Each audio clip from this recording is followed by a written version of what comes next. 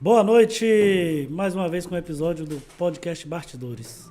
Meu amigo, minha amiga que ainda não é inscrito no nosso canal, clica no sininho aí, clica na opção todas e se inscreve no nosso canal, tá bom? E pra gente começar hoje uma mensagem para deixar a nossa noite ainda melhor. Entre tantas as coisas boas para te desejo a presença de Deus, assim saberei que nada irá te faltar. A tua palavra é lâmpada que ilumina os meus passos e a luz que clareia o meu caminho. Salmo 119, 105. E hoje a gente está com um grande amigo aqui, nosso vice-prefeito, Guinho, Enderson Bruno dos Santos, mais conhecido como Guinho, né?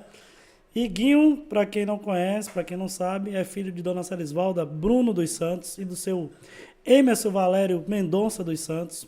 Guinho nasceu na cidade de Itabuna, viveu sua infância no bairro Vila Nália. Aos 23 anos, 23 ou 27 de Guinho, acho que eu errei 23. aqui. 23, né? Tá certo. Iniciou o curso de Direito. Foi fundador do JAC, Jovens Arcanjos de Cristo, na paróquia Senhor do Bonfim, no bairro Jardim Primavera. Aos 27 anos, se tornou o segundo vereador mais jovem e assumiu a cadeira do Legislativo em Itabuna. Teve um mandato atuante, buscando sempre defender os interesses do povo que o elegeu.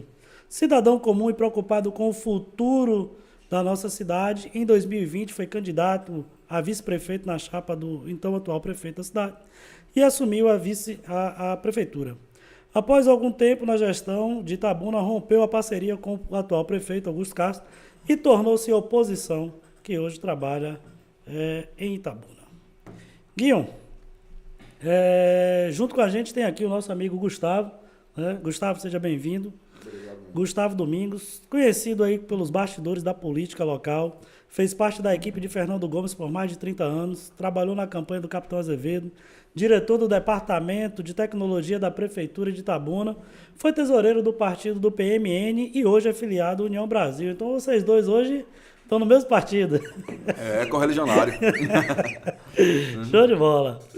E pra gente esquentar a coisa aqui, eu vou começar com aquela foto, Guilherme. Eu vi alguns comentários positivos, né? Mas também uns bem negativos, né? E a foto, eu estava aqui no bate-bola com o Gustavo, ela tem até dois lados, né? A gente falando que tem um lado positivo e o lado negativo. Mas na sua avaliação hoje, você ainda manteria a foto, tiraria? Por que você colocou? Qual que era o intuito naquela hora?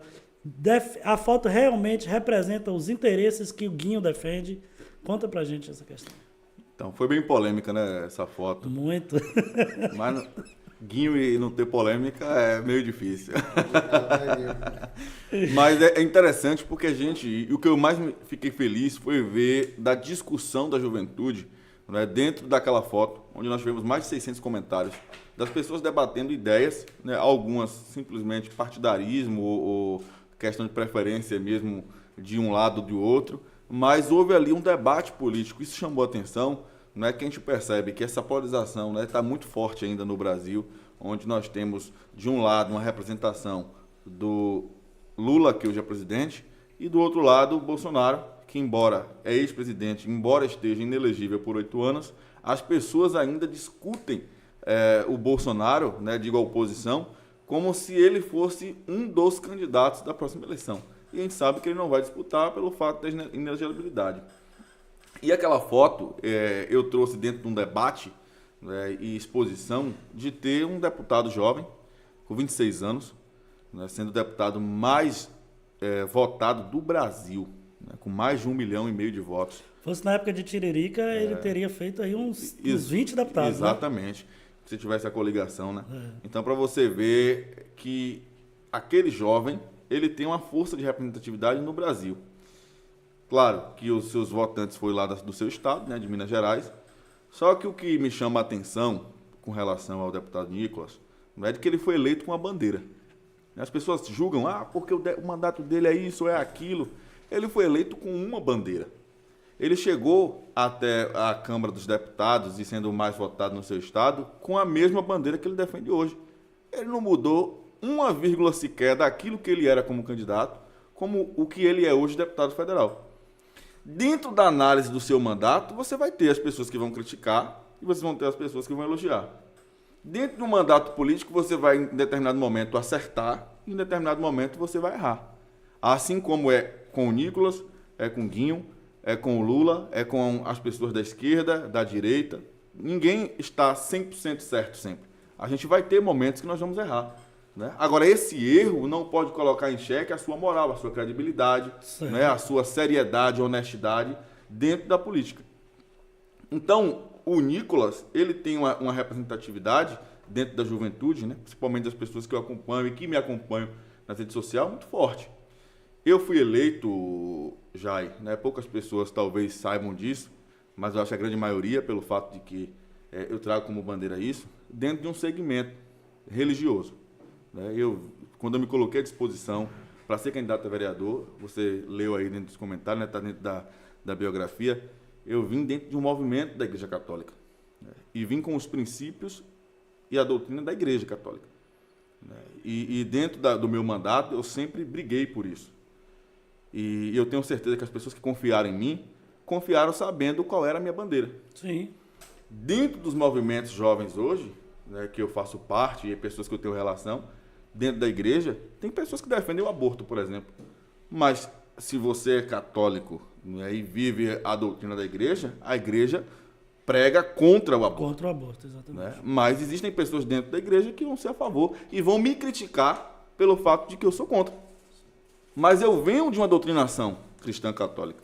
Né? E dentro dessa doutrinação que eu tive e que levo, e que é a fé que eu tenho orgulho, né, de expressar, eu nunca vou me envergonhar daquilo que eu creio e acredito. Nem deve, né? Então, eu levo isso como bandeira para a minha vida. Né? E eu não poderia jamais chegar no meu mandato e me desviar por questões de voto.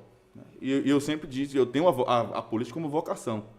Né? Um cara que sai de um bairro sem representatividade, né? Sem ter nunca uma participação política, de ser envolvido dentro do movimento jovem da igreja, se coloca à disposição e do nada é eleito vereador, sendo a surpresa de Itabuna.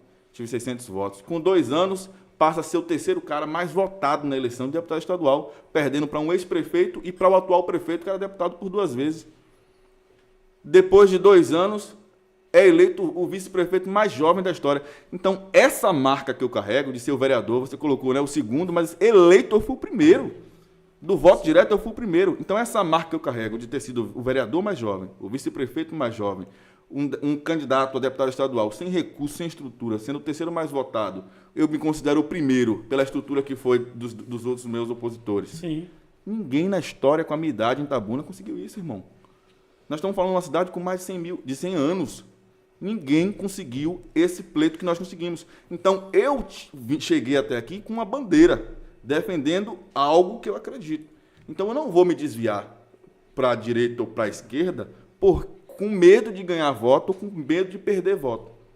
Você está entendendo? Então, Guinho mantém a sua essência. Mantenho. Então, hoje, se você colocar na balança, né, o mandato do deputado, né, tirando a questão ideológica, né, de que às vezes as pessoas dizem, mas aquilo que ele prega e aquilo que ele acredita se aproxima demais com aquilo que eu prego e acredito. Sim. Aí, se eu colocasse uma foto com Boulos, por exemplo, aí você podia dizer assim, ele rasgou tudo que ele acredita para querer voto da esquerda. Não, se as pessoas que são de esquerda e gostam de mim, da minha atuação como político, querem votar em mim, vão votar sabendo de que eu tenho princípios e tenho uma posição.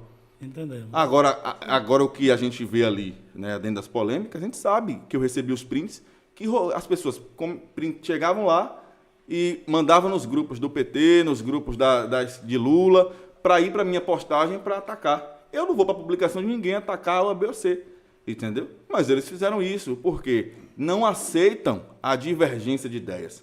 Né? E são essas pessoas que pregam a democracia, que pregam o amor, que pregam o respeito ao próximo, mas estão atacando, não é? Estão colocando já em uma situação, eu vi lá os comentários, né? pejorativas de ataque, não é? Achando que o que eles defendem como minoria, colocar a pessoa naquela condição ali é um ataque. Então você vê que muitas vezes essas pessoas não acreditam nem nas bandeiras que elas defendem. Então, eu não tiraria foto, não tirei. Sei que isso requer, né, uma situação dentro de uma cidade onde é que Lula foi mais votado que Bolsonaro. Na Bahia, né, o Lula teve aí uma extrema votação na cidade. Eu sei que nós temos um estado que tende mais à esquerda. Né, o nosso candidato, que a gente achava que ganharia a eleição, perdeu para um candidato desconhecido, levando apenas o nome de Lula. Eu sei disso tudo, mas as pessoas podem ter certeza de que daquilo que eu acredito e defendo, eu não abro mão. Né? E eu não vou passar por cima de ninguém. Nunca fui vereador de católico só, nunca me coloquei como secretário de católico só e nunca me coloquei como vice-prefeito de só dos católicos. Eu sou de toda a população de Itabuna. Agora eu tenho os meus princípios e eu tenho os meus valores que eu não abro mão. De fato, eu entendi quando eu recebi a foto no sábado à noite. O que eu entendi foi, ele se colocou como, digamos assim, ele se viu numa situação de que um político jovem, realmente que não abandonou os ideais, mesmo antes do poder e agora com o poder. O Nicolas, né? Ele continuou mantendo a mesma linhagem. E isso é politicamente o que a gente vê em Guinho. Guinho, antes de ser vereador, ele tinha uma ideologia, tinha um pensamento, tinha uma linhagem. Posterior ao vereador, a mesma coisa. Ganhou a eleição como vice-prefeito agora em 2020. Se manteve. E se manteve na mesma linha de pensamento. Você vê que hoje ele tem um posicionamento contrário ao gestor, justamente por quê? Porque ele acredita nos ideais dele e esses ideais é o que ele vai levar até o fim. E você vê, eu estava acompanhando o ex-vereador dando entrevista esses dias, né, querendo rotular e dizendo, Guinho foi eleito em um partido de esquerda, né, e agora se rendeu ao carlismo. Né? Eu vou lhe dizer uma coisa. Eu assumi o mandato de vereador, fui para um partido que eu acreditava em um projeto. Né? E eu lhe confesso que eu nem olhei se era partido de esquerda, de direita ou de centro. Mas um projeto que existia dentro do partido que eu acreditava e defendia ser o melhor para Itabuna naquele momento. E depois a gente foi ver que não seria. Mas eu acreditava que seria. E fui até o fim. Foi vendido para entendeu? Você como uma coisa. Mas em 2018, ainda como vereador, eu fazia oposição ao Rui Costa em Itabuna. Sabendo que Rui seria reeleito governador com a expressiva votação. Eu fazia oposição. Por quê? A maneira como ele olhava o sul da Bahia, eu discordava e clamava por mais atenção do governo do estado para a nossa cidade. Apoiei. Em 2018, no segundo turno, eu votei em Bolsonaro. As pessoas caíram matando, criticando e tal. Eu não escondi isso. Não escondi. Em 2022, da mesma forma, fui com a ACM Neto, porque não acreditava que Jerônimo seria o melhor para a Bahia. As pessoas chegavam, mas vamos ganhar a eleição, aqui você tem isso, aqui você tem aquilo. Não, irmão, eu não vendo o que eu acredito, não. Eu vou aqui porque esse projeto eu acredito ser o melhor para a Bahia. Entendi. E fui com a ACM Neto até o final e estou com ele até agora. Depois da eleição, recebi proposta para ir para o governo do estado. Mas, se não é o que eu acredito, entendeu? Aí sim. Não tem como ir, né? Aí se você pegar, por exemplo, vamos pegar a carta de compromisso do presidente Lula com os cristãos. O que tem lá na pauta que o presidente assinou? Se comprometendo a ser contra o aborto, não é? Tantos outros temas polêmicos, e ele se compromete. No mandato, tem conseguido fazer o que se comprometeu? Não. Então é isso que eu estou lhe dizendo. Eu quero ser cobrado, e eu disse isso lá nos comentários, pelos meus atos. Sim. E não simplesmente por uma foto. Sim. E não simplesmente por um posicionamento, mas sim pelas minhas ações. Se eu me desviei ou não daquilo que eu acredito e defendo. Porque hoje, para mim, seria muito confortável estar com o governo do estado, estar com Augusto Castro, estar com Lula, estar com essa galera toda, com o senador da base. Seria confortável para mim se eu pensasse em mim. Mas quando eu trago para um pensamento coletivo e para uma discussão de cidade, para uma discussão de crescimento daquilo que eu penso para a minha geração, eu não posso ficar com esses caras. Eu não posso, porque está num discurso muito forte. O negro, o jovem de periferia, né, defendem constantemente. Mas é quando você vem para a realidade, qual é o estado mais violento do Brasil? Onde é que mais os jovens morrem? Onde é que se tem a pior educação do Brasil?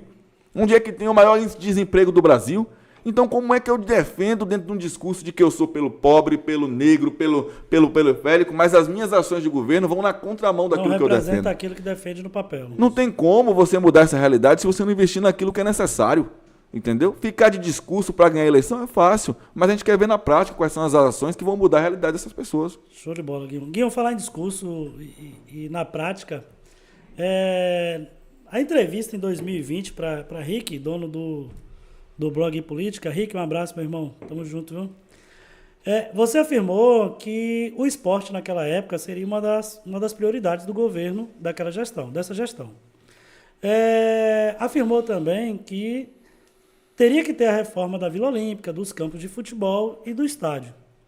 E o que eu te pergunto é o que deu errado, que até hoje só saiu a reforma da Vila Olímpica e alguns campos de futebol. Se não me engano, aqui em Itabuna nós temos 14 campos em bairros. Me corrija se eu estiver errado. E saiu poucos, 2 ou 3 campos aí reformados. E os restos ainda estão abandonados, como da mesma forma está o estádio de futebol. Para Guinho, o esporte ainda continua sendo uma prioridade? Olha, eu estive no Ministério do Esporte essa semana, né, e no meu discurso eu falei exatamente isso.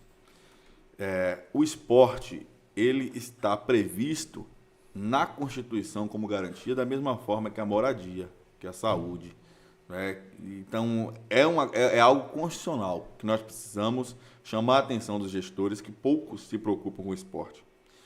Quando nós sentamos com o Augusto, ainda pré-candidato, e nem tínhamos lançado a pré-candidatura ainda, em Salvador, ali naquele Mundo Plaza, na parte de baixo, ali no térreo, eu conversei com ele sentado e falei: você quer recriar a Secretaria de Esportes para ser mais um cabide de emprego ou para fazer a política pública desportiva?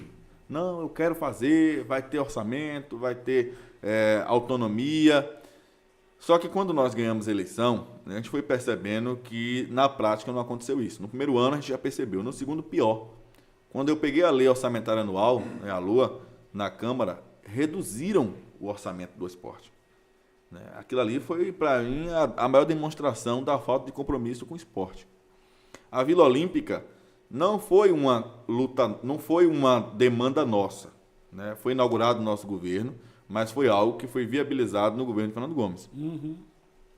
Nós assumimos já com a vila já encaminhada para ser reformada. Já tinha um recurso. Já existia o projeto, do Estado. Logo no início do governo, eu fui a Salvador, na Sudesb, com o secretário Davidson, secretário de Estado, junto com o prefeito. E nós apresentamos essa demanda como necessidade, que era urgência. Eu apresentei 2 urgências, que foi a Vila Olímpica. Nem coloquei o estádio, porque ele colocou o estádio como pré-requisito para reformar o estádio, era se os times participassem do campeonato. Porque ele não faria um elefante branco, ele usou esse termo. E isso eu comuniquei aos 2 clubes. E de imediato o Grapiúna disse que participaria do campeonato naquele ano. Então eu coloquei como prioridade a Vila Olímpica e o Campo Amador. Os 2 clubes, o Itabuna Esporte Clube e o Itabuna e o Grapiúna. Eu coloquei o Campo Amador, que também é uma obra viabilizada no governo Fernando Gomes, destravada no governo Fernando Gomes, e a Vila Olímpica. Então nós já queríamos a continuidade e a conclusão de obra, o início de obra e conclusão de obra, porque o Campo Amador já tinha iniciado, mas a Vila Olímpica não. E lá nós solicitamos algumas areninhas. A areninha da Beira Rio, que o projeto seria elevar o nível de rua e colocar ali a areninha com campo sintético. Uma areninha eu queria que fosse para a periferia. E a vereadora Vilmaci, se eu não me engano, estava na reunião. Ela pediu uma areninha para o Conceição, no lugar onde era a feira, ali do... Em frente ao colégio, General Osório. Ali do lado do Lavínia, do posto. Seria ali. E ela disse que se comprometeria a conseguir emenda com a deputada Alice e o Estado faria o aporte para a construção da areninha ali, atendendo o pedido da vereadora Vilmaci. Quando ficou tudo certo, inclusive, eu recebi uma ligação do pessoal da ligada à Sudesb, pedindo até indicações na Secretaria de Esportes, dentro do quadro de diretoria ali, para até ajudar nesse processo da reforma da Vila Olímpica.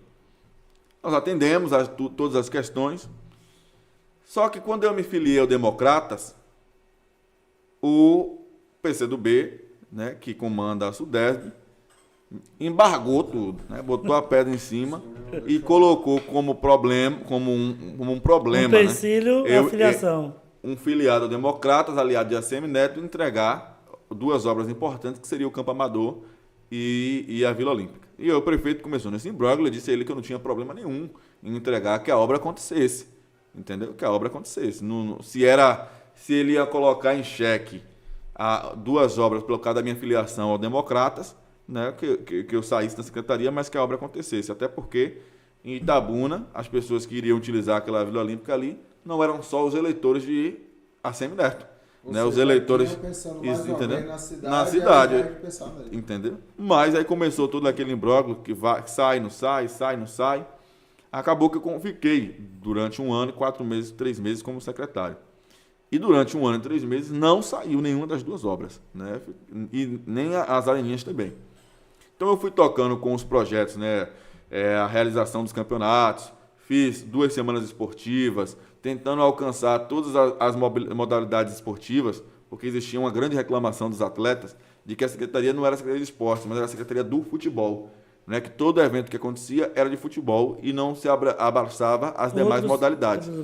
Então, eu fui fazer as semanas esportivas. Fiz uma no aniversário da cidade e fiz uma no final do ano. Com futevôlei, com vôlei, com basquete cadeira de roda, natação, o goalball, né, que é o handball para deficiente visual. Atendendo o pedido do povo mesmo. Atendendo o pedido dos desportistas. Dos desportistas. Né? Criamos uma lei que eu tentei criar na gestão de Fernando, mas como o vereador não pode criar despesa para o município, né, nós não conseguimos dar procedimento a essa lei. Quando eu assumi a secretaria, nós criamos a lei, enviamos para a Câmara, foi aprovado, que foi a lei de incentivo ao atleta amador, né, que é aquele rapaz, aquela moça, aquela equipe que disputa em nome do município nas diversas esferas. Só que ele não é profissional, ele é amador. Sim. Entendeu? Então esse atleta, ele teria o suporte do município para atender ali, seja as passagens do hotel ou até mesmo um recurso para que ele conseguisse lá pagar as suas despesas naquela viagem a nível estadual e nacional. Então, eu consegui botar essa lei em prática, nós conseguimos fazer os campeonatos e consegui reformar uma quadra apenas, que foi aquela da Beira-Rio. Enquanto isso, a Vila Olímpica e o Estádio Amador parado por conta de uma questão política. Do Estado. Quando eu saí e o estádio, quando o secretário disse isso, eu fui conversar com os 2 presidentes de clube. O Itabuna disse que não colocaria time, porque ia fazer um planejamento para o ano seguinte, de 2022, mas o Grapiúna disse que disputaria em 2021. Quando o Grapiúna disse que disputaria, nós comunicamos ao secretário, né, mas já existia aí a questão partidária. Eu peguei e fiz um levantamento de tudo que era necessário no estádio. Eu precisava do laudo... Foi quando houve aquela primeira reforma, uma reforma parcial? Que seria o laudo da Vigilância Sanitária, o laudo da Polícia Militar, o laudo do Corpo de Bombeiro e o laudo de Engenharia. Eu precisava desses 4 laudos. Me foi passado a informação, né, as pessoas que já têm experiência com a Federação Baiana, de que, como era um ano de pandemia, não era necessário o laudo da arquibancada, porque não ia ter público. Eu só precisava do laudo do campo, né, do banco de reserva, dos vestiários. E aí eu comecei a fazer essas vistorias, né, com a vigilância apontou que precisava fazer. Por exemplo, aqui esse vestiário pode dar micose, não sei o quê. Mandei botar cerâmica no vestiário A e B. Fazendo tudo que seria solicitado. Troquei os chuveiros, né, a pintura, entendeu? Iluminação nos 2 vestiários, iluminação externa. Fui arrumar a cabine de imprensa, que era obrigatório. Né? Fomos arrumar o campo, que estava bem destruído, porque tinha acontecido um incêndio na gestão. Não sei se foi na de Fernando, se foi na anterior de Fernando. O gramado estava bem destruído, né? Ali próximo ao gol. Nós fizemos toda essa recuperação do gramado, né? Fizemos lá, inclusive, uma pista na lateral para o pessoal da corrida, do atletismo, treinar lá também, do lado do gramado. Consegui o laudo do bombeiro, consegui o laudo da Polícia Militar, consegui o laudo da Vigilância e consegui o laudo de Engenharia, sem fazer arquibancada. Quando eu chego na federação para entregar os laudos, a responsável disse assim, não, tem que ter da arquibancada, porque o laudo é de 2 anos, a pandemia é esse ano. Se acabar ano que vem a pandemia e você está com o laudo permitindo ter público e a sua arquibancada não está atendendo o que o laudo exige. Aí caiu tudo por terra, entendeu? Aí a gente não ia ter tempo mesmo. Foi quando eu pressionei o prefeito, né? Isso lá, ele estava em Salvador, né? Em reunião lá com alguns secretários na casa dele. Eu fui até Salvador para conversar com ele, na casa dele, lá no apartamento, no Pitubaville. Nós conversamos lá e ele disse, não, vou ligar para o MI aqui agora e vou autorizar 2 milhões para reformar o estádio. E a gente atende a demanda da federação e o Grapiúna joga em casa. Ligou, voltei para Itabuna com esperança, peguei a Secretaria de Infraestrutura, fui com os engenheiros e arquitetos lá, fizemos todo o projeto e esse recurso nunca chegou. Né? Então nós não... Acabou na esperança mesmo. Acabou na esperança. Aí, infelizmente. Chegou o meu prazo de descompatibilização para ser candidato, tive que entregar à secretaria, e aí que piorou tudo depois que eu saí, que aí a gente não conseguia mais nada. Nem um todo sequer o secretário Maico conseguia, né, para fazer os eventos. Um todo que o Maico solicitava era negado. E hoje Itabuna joga fora de casa, treina fora de casa, porque não tem campo. Não tem... Jogou em Camacan no passado. Né? Hospedou em Camacan, inclusive Exatamente. na posada do amigo meu lá. Com apoio do prefeito de Camacan, que fez um trabalho assim excelente de apoio ao time. Aí a prefeitura de Camacan foi como patrocinadora. Na hora que o prefeito soube que não tinha na prefeitura de Itabuna, disse que fez uns carcel lá para colocar o nome da prefeitura de Itabuna. Por uma perseguição política, simplesmente deixou Itabuna, o time do Itabuna sem jogar em casa, deixou o torcedor sem frequentar o estádio, deixou o ambulante sem ganhar o dinheiro, quer dizer... Tudo isso por conta de uma perseguição? Eu acho uma perseguição e uma promessa. Então, você que está nos ouvindo aí, comenta aí o que você está achando sobre as respostas de Guinho, tá? Com relação ao esporte e com relação à foto, né? Tão polêmica que foram os dois assuntos que nós já falamos até agora.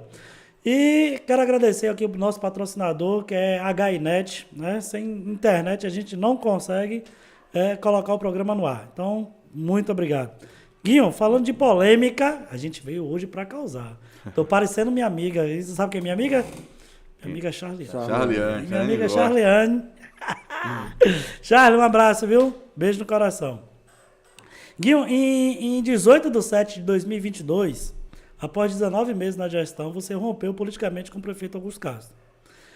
Na sua carta aberta, que foi publicada, você afirma que foi deixado de lado pelo prefeito, ficando sem participar das reuniões importantes e não tendo voz para tomar as decisões. A pergunta é, houve mais alguma coisa na época ou só esse esquecimento e abandono por parte do prefeito com relação a Guinho? Na verdade, desde o início da gestão, a gente percebeu, né, esse distanciamento por parte do prefeito. Então, aquela chapa Augusto e Guinho, foi até que ficou uma marca... Foi até 15 de novembro. Dia 16... Ganhou, acabou. Já era. E a gente percebeu isso, mas é aquela questão, não existe 2 cadeiras de prefeito. Sim. Só existe uma cadeira. Então, eu sempre tive entendimento de qual seria a minha função dentro do governo. Que o meu cargo é sucessório. Inclusive, dentro das nossas pautas discutidas em Brasília, né, tem uma PEC a ser tramitada de descrição de função, né, do vice-prefeito, que precisa ser prevista na Constituição. Porque se você pegar a Constituição, dentro da Constituição, o vice-prefeito só está ali esperando o prefeito se afastar, morrer ou ter algum tipo de licença, que ninguém espera que ninguém morra, né? Mas as funções é exatamente essa. Então, você recebe um salário, né, significativamente bem. Isso falando de Itabuna, cidade grande, né? Que se for para cidade pequena, é bem menor. O valor é menor, né? Mas é um cara que é remunerado para não ter função, entendeu? Então a União dos Vice-Prefeitos da Bahia e do Brasil tem buscado tentar fazer tramitar essa PEC para que exista na Constituição funções a serem desempenhadas pelo vice-prefeito para que faça valer esse salário recebido e não ficar ali apenas esperando a ausência do prefeito para ter qualquer tipo de ação, entendeu? Na atual administração, o senhor fez a estrutura, o senhor determinou que o gabinete do vice-prefeito tenha uma determinada função, faça parte da estrutura, não somente como um órgão que esteja ali sentado na cadeira esperando o momento que o prefeito for viajar, por mais de 15 dias, alguma coisa nesse sentido. Não é exatamente. Isso? Quando eu estava ainda vereador, né, nós conseguimos aprovar no mandato de Fernando ainda a reforma administrativa, né? Nós discutimos a reforma, nós debatemos a reforma, e dentro da estrutura do gabinete do vice-prefeito, que era bem pequenininha, né, não tinha atribuições, como não tem quase nenhuma lei orgânica do Brasil, né? E nós colocamos, né, que precisava ter ali uma descrição.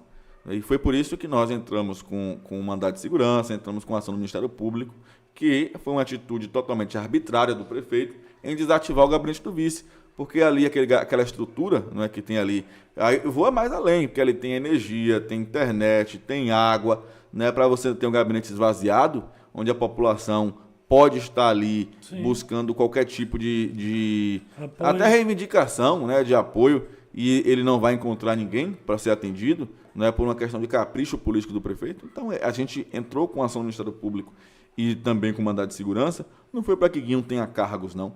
Porque eu disse à promotora isso, eu falei, promotora, pode pegar os caras que ele indicou lá e bota esses caras para trabalhar. Não precisa ser indicação minha, não. Né? A gente foi para a justiça para que fosse indicação minha, porque é muito difícil trabalhar com uma pessoa que você não tem confiança, que você não sabe o que o cara está ali para fazer por você. Mas, se for para ser os caras indicados por ele, bota os caras para trabalhar, para atender a população, entendeu? Porque é inaceitável um cidadão estar pegando 4.500, outro 3.700, outro 2.750, outro 1.800, né, para não estar cumprindo com as suas obrigações, entendeu? Enquanto a grande parte da população itabunense, desempregada, passando necessidade, ou recebendo um salário mínimo. A gente vai chegar nessa polêmica aí já. Agora é muito complicado, já. E você está dentro de um gabinete do vice-prefeito, no caso você como vice-prefeito, e você trabalhar com pessoas que foram indicadas por um prefeito que persegue, como a gente acabou de citar aqui, sim, no exemplo, sim, do esporte. Então, como é que você pode ter a segurança de que o que está sendo ali realmente tenha uma privacidade? Não que seja escondido, mas uma privacidade mínima, né? Sim. E aí é onde vem a nossa segunda pergunta aqui com relação a isso, porque hoje a gente veio para causar mesmo. Guinho, no dia 12/10/2022, apenas 3 meses após o rompimento, você denunciou os funcionários fantasma do seu gabinete. Chegou a informar valores, como você acabou de falar. Somente 3 meses após esse rompimento que veio a denúncia. E por que não antes? Porque muitos itabunenses, às vezes até me perguntam isso. Por que não houve essa denúncia antes? E somente 3 meses após o rompimento? Porque, na verdade, eu tive a responsabilidade de fazer uma acusação com provas. Eu não fui... fulano é fantasma. Sabe por quê? Eu fui vereador. Eu participei da reforma da lei orgânica e participei da reforma do regimento interno. Fui presidente da Comissão de Saúde e presidente da Comissão de Infraestrutura. E fazia questão de participar de todas as reuniões de comissão, mesmo não fazendo parte. Então eu conheço um pouquinho da estrutura administrativa, conheço um pouquinho da lei orgânica desse município, que então, rege... Tinha que ter base, né? Essa cidade. Tinha que ter provas. Quando o prefeito nomeou as pessoas, a primeira coisa que eu fiz foi questionar ao RH. Quando completou o dia 30... que é quando o servidor recebe o salário, eu fiz um ofício RH e perguntei, fulano de tal, ciclano, recebeu o salário? Se sim, onde eles estão lotados? Porque no meu gabinete eles não vieram trabalhar um dia sequer. Se eles receberam salário, informem onde eles estão. Esperei 15 dias, nenhuma resposta. Reforcei o pedido. Recursos humanos. Existem pessoas nomeadas no meu gabinete.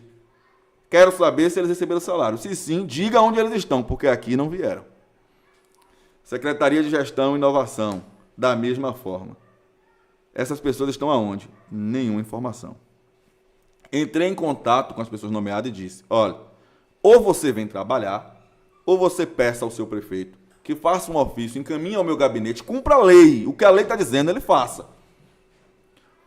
Ele designou você para trabalhar aonde? Porque a prestação de conta vem para o meu gabinete, sou eu que assino. O ordenador de despesa sou eu. Isso. Entendeu? Então, se você assina e a prova está sendo conivente. Eu não tive uma resposta sequer do RH, da Secretaria de Gestão, não tive. Eu ouvi chacota.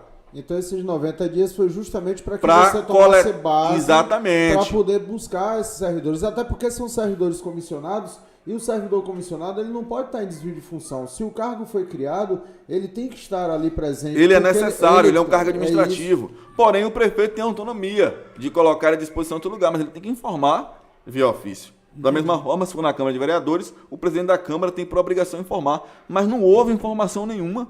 Eu não fui informado onde os caras estavam trabalhando, o que estavam fazendo, o que eles tinham de fazer. Mas o salário caindo, entendeu? Aí veio a denúncia. 13º e tudo. Então, nós coletamos todas essas informações e entramos com ação no Ministério Público. E eu só fui informar a população... Eram quantos servidores no regime comissionado? Na primeira denúncia foram 2 comissionados e 2 temporários. E vou lhe dizer, os 2 temporários, eles foram comprovados que estavam trabalhando. Um na assistente social e um na Secretaria de Relações Institucional. Porém, é o que disse a promotora, eu não tenho bola de cristal para adivinhar nada. Se eles estavam trabalhando, eu precisava ser informado onde eles estavam. Né? E não aconteceu isso. Então, se viesse eu essa comunicação como... antes do RH... Se tivesse informado, eles, enquanto ordenador de despesa, eles estariam à disposição de outro lugar. Sim. Seria uma coisa imoral do prefeito desativar o gabinete do vice-prefeito, mas eles não seriam considerados fantasmas. Só que acontece o seguinte, nós entramos com a ação no Ministério Público, informando que haviam servidores nomeados. Posterior à denúncia, o prefeito foi e nomeou outras pessoas. E aí ele fez o favor de uma das pessoas nomeadas receber em um mês 2 salários, um da Câmara e um na Prefeitura. Duplicidade. Nomeado na Câmara e nomeado na Prefeitura. Então, isso quem me informou foi a própria minha promotora, que eu nem sabia. Então, Jai e Gustavo, nós só denunciamos depois de 90 dias porque eu aguardei todo esse procedimento para que a minha denúncia fosse embasada, para que eu não estivesse falando uma mentira ou qualquer situação. Entendi. Então, quando eu fui para o Ministério Público, foi com as provas de que essas pessoas não cumpriram com a sua carga horária. Eu recebi hoje, ontem, na semana passada, eu fui ao Ministério Público a convite da promotora e ela me informou, que a Prefeitura atendeu a recomendação dela, que foi demitir 3 dos servidores que estavam na denúncia. Na folha, e 2 iriam trabalhar. E desde a segunda-feira passada, 2 já estão trabalhando no gabinete do vice. Então o resultado foi positivo, né? Agora, a nossa luta, na denúncia, na verdade não é na denúncia, não, no processo que está na mão da desembargadora Célia Pilar, é que as indicações sejam de confiança do vice-prefeito, porque é muito difícil trabalhar você rompido com o prefeito, trabalhar com pessoas que é ligado ao prefeito, dentro de uma situação que é necessária a mais extrema confiança dentro dos seus servidores. É você se sentir vigiado a todo tempo. Exatamente. Guilherme, recentemente você foi a Brasília para um curso dos vice-prefeitos do Brasil.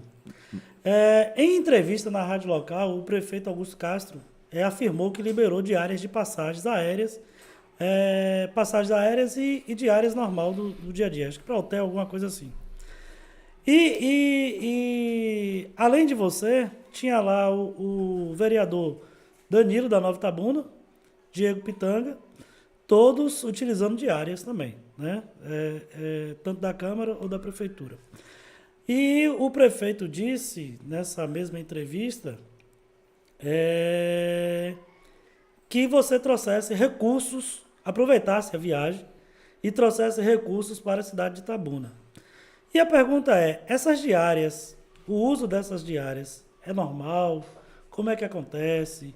O prefeito também tem diária sempre que viaja, E você conseguiu trazer algum recurso ou tem alguma coisa futura para a cidade de Itabuna, seja via ONG, como ele falou, ou alguma ação parlamentar, alguma verba parlamentar?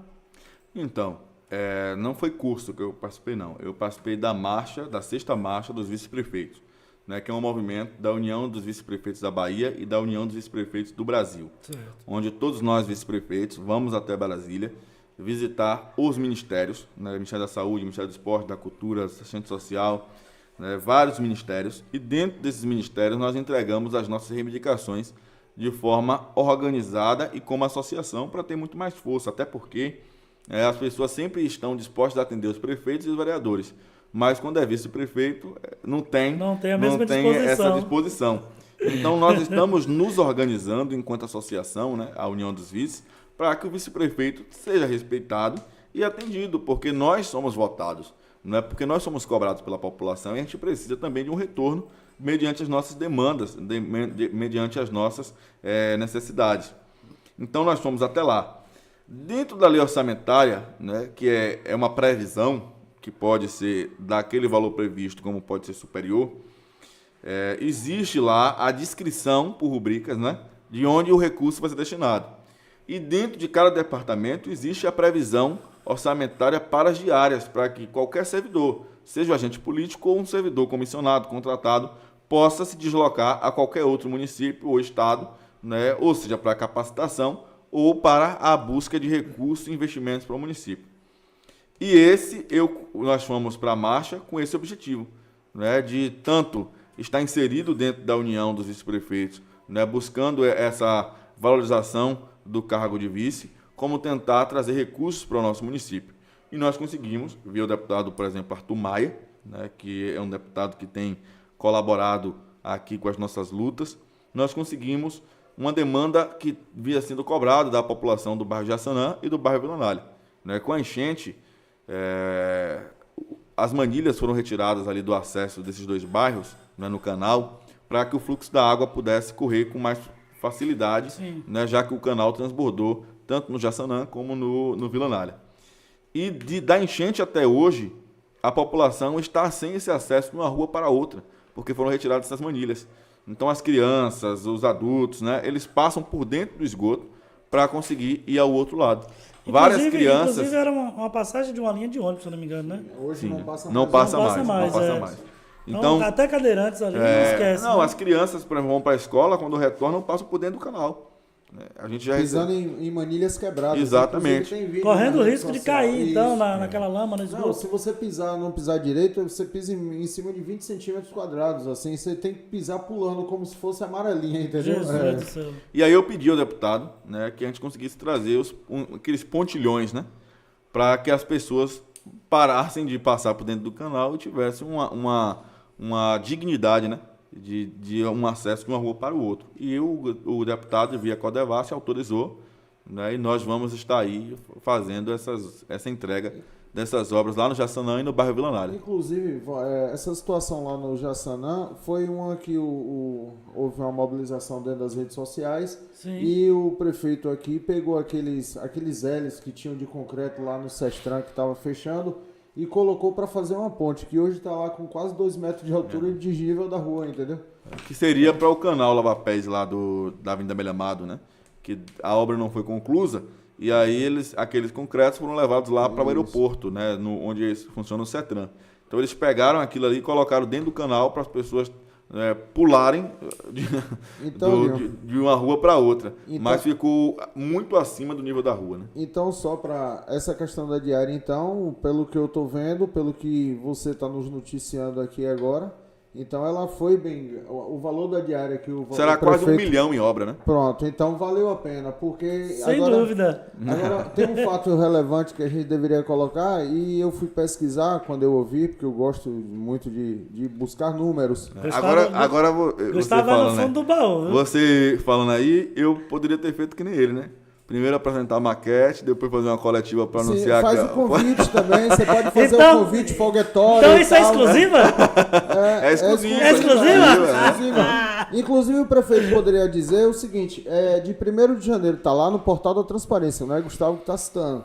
De 1º de janeiro de 2023 até o dia de hoje, 28 de agosto, o prefeito da cidade de Itabuna, ele gastou com diárias, somente ele, segundo o portal da transparência da Prefeitura Municipal de Itabuna, R$ 431.000, 329,81 centavos.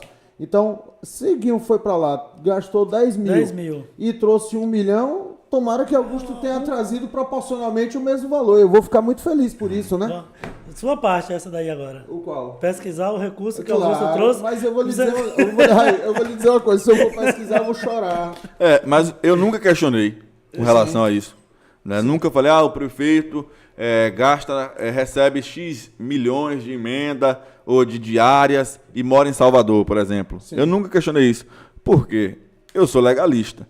Né? Se existe uma previsão legal para que ele utilize dessa diária para buscar recursos e investimentos na cidade, ele está se utilizando da sua prerrogativa como prefeito. Sim. Agora, ele foi totalmente infeliz em ir para o rádio por conta de uma lista vazada que ele atribui à oposição, né? E eu disse a ele que se a oposição tornou público, ela está fazendo o papel dela. Né? Porque tudo que é ilegal e irregular que tem numa gestão, a oposição precisa tornar público mesmo.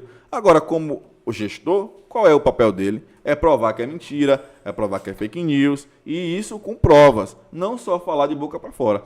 Então, a infelicidade dele foi em ir para uma rádio, achando que iria me atacar, falando de que eu viajei para Brasília, de que ele havia autorizado o diário, porque ele se acha dono do orçamento, se acha dono da cidade, acha que a prefeitura é uma empresa privada dele, né, que até os próprios irmãos podem indicar cargos e mais cargos. E partindo do princípio de legalista, quem tem que cobrar essa situação, quem tem que ver a regularidade é o Tribunal de Contas dos Municípios, que ele deve provar e deve, no caso, comprovar o motivo da viagem. Por exemplo, quando ele diz que ele vai a Brasília, no Condé, ele tem que mostrar a motivação. Que ele foi na Condé. Quando ele diz que ele foi a Brasília a convite do reitor e da reitora, a vice-reitora da UFSB, para a comemoração dos 10 anos da Universidade Federal, ele tem que mostrar que, com fotos, com diárias de hotel, com a comprovação de nota fiscal, tudo isso deve ser comprovado no Tribunal de Contas do município, assim como o curso que Diego Pitanga e o vereador Danilo, os dois vereadores, estavam fazendo lá em Brasília, com fotos, com tudo, entendeu? Marcha do vice-prefeito. Então o prefeito ele foi infeliz, ele quis fazer politicagem em cima de um ato sério, entendeu? Acredito eu. E não cabe, que ele não cabe de forma alguma, o prefeito atacar Diego e Danilo com relação a isso, até porque tanto é uma prerrogativa deles, como nós, enquanto poder, temos que ter harmonia entre os poderes. E quando o prefeito ataca um vereador pelo fato de ele ter recebido uma diária para ir a qualquer situação, né, ele fere essa harmonia. Até porque ele também recebe qualquer outro, porque é legal. Ninguém roubou dinheiro de ninguém para ir atrás de recursos ou de projetos para a cidade. Então, na minha colocação, na minha visão, eu achei uma infelicidade dele em querer atacar, né, a mim, a Danilo, a Diego, por ter ido a Brasília por diária, porque ele não pega o dinheiro do bolso dele e vai a Brasília nem a Salvador. Né? Todo mundo, todo servidor público, concursado, comissionado, quando vai até qualquer cidade, né, em busca de benefícios para a cidade, ele vai receber, né, ali para aquela ação, porque está previsto na lei. Se é imoral, podemos discutir, né? Mas não é ilegal. Então, essa afirmação, eu acho que ele perdeu a oportunidade, né, de ali ter provado, diante da população, de que essa lista vazada é mentirosa. Eu acho que ele só quis utilizar de algum fato, entendeu? Mesmo que esse fato seja inexistente, para fazer a politicagem. Com isso, talvez ele abafar um pouco o escândalo que a cidade está vivendo. Entendeu? Vamos de recadinho agora. Italanei, boa noite, vamos nessa. Pensar nas minorias, que são minorias, e sim, minorias é primordial. Marcos, boa noite. Para vocês, estamos ligados aqui assistindo essa entrevista, boa sorte. Amanda, lá vem o comentário da Amanda aqui, ó. É assim que se ganha uma eleição? Pergunta da Amanda. Sem mostrar um trabalho de gestão e fica apenas falando mal do governo atual, do governo, qual você faz parte. Isso. Assim que se faz campanha política, apenas falando mal dos seus oponentes. E aí agora é bom, até esse comentário aqui, Guinho, porque eu coloquei aqui que você já se declarou pré-candidato a prefeito de Itabuna. Estou certo? Olha, se a Amanda conseguir me mostrar hoje aí no comentário, se ela me apontar, essa cidade arrecadará em 2024 1 bilhão e 100 milhões de reais. Esse ano arrecadou quase 1 bilhão. Amanda, se você mostrar uma obra construída pelo governo Augusto Castro de 1 milhão, eu mudo meu discurso. Infelizmente, a gente não tem o nenhuma que a obra gente- com recursos próprios. Entendeu? Não é com recurso do governo estadual ou federal. Então, Recursos a próprios. gente precisa, porque eu fui oposição a Fernando durante 4 anos, e digo, ela falou aí, do governo que você faz parte. Eu fui oposição ferrenha a Fernando Gomes. E eu era mais respeitado no governo de Fernando do que agora que eu sou vice. Acontece, né? São coisas da política.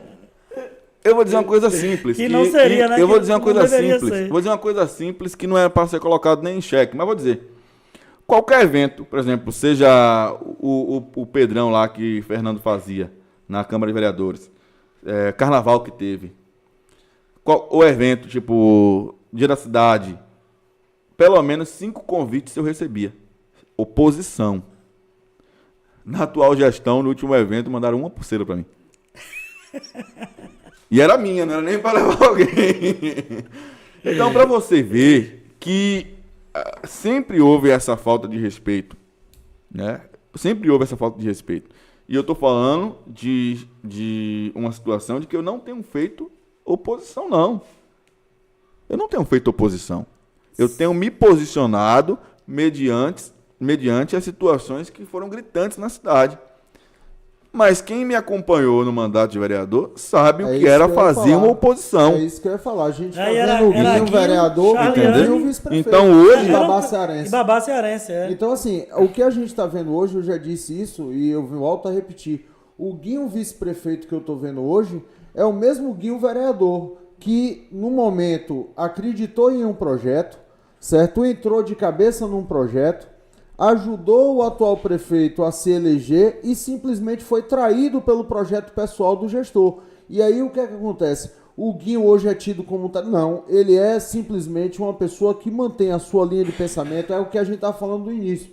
Ele mantém uma linha de pensamento, ele mantém uma linha de ideologia, ele se mantém fiel aos princípios dele, entendeu? E com isso, as pessoas que na maioria das vezes estão atacando são pessoas fermentadas por pessoas da gestão, entendeu? Que vem de lá para cá batendo, mas sem pensar, ou sem ter o interesse de pensar no histórico político, de quem era e como se tornou, entendeu?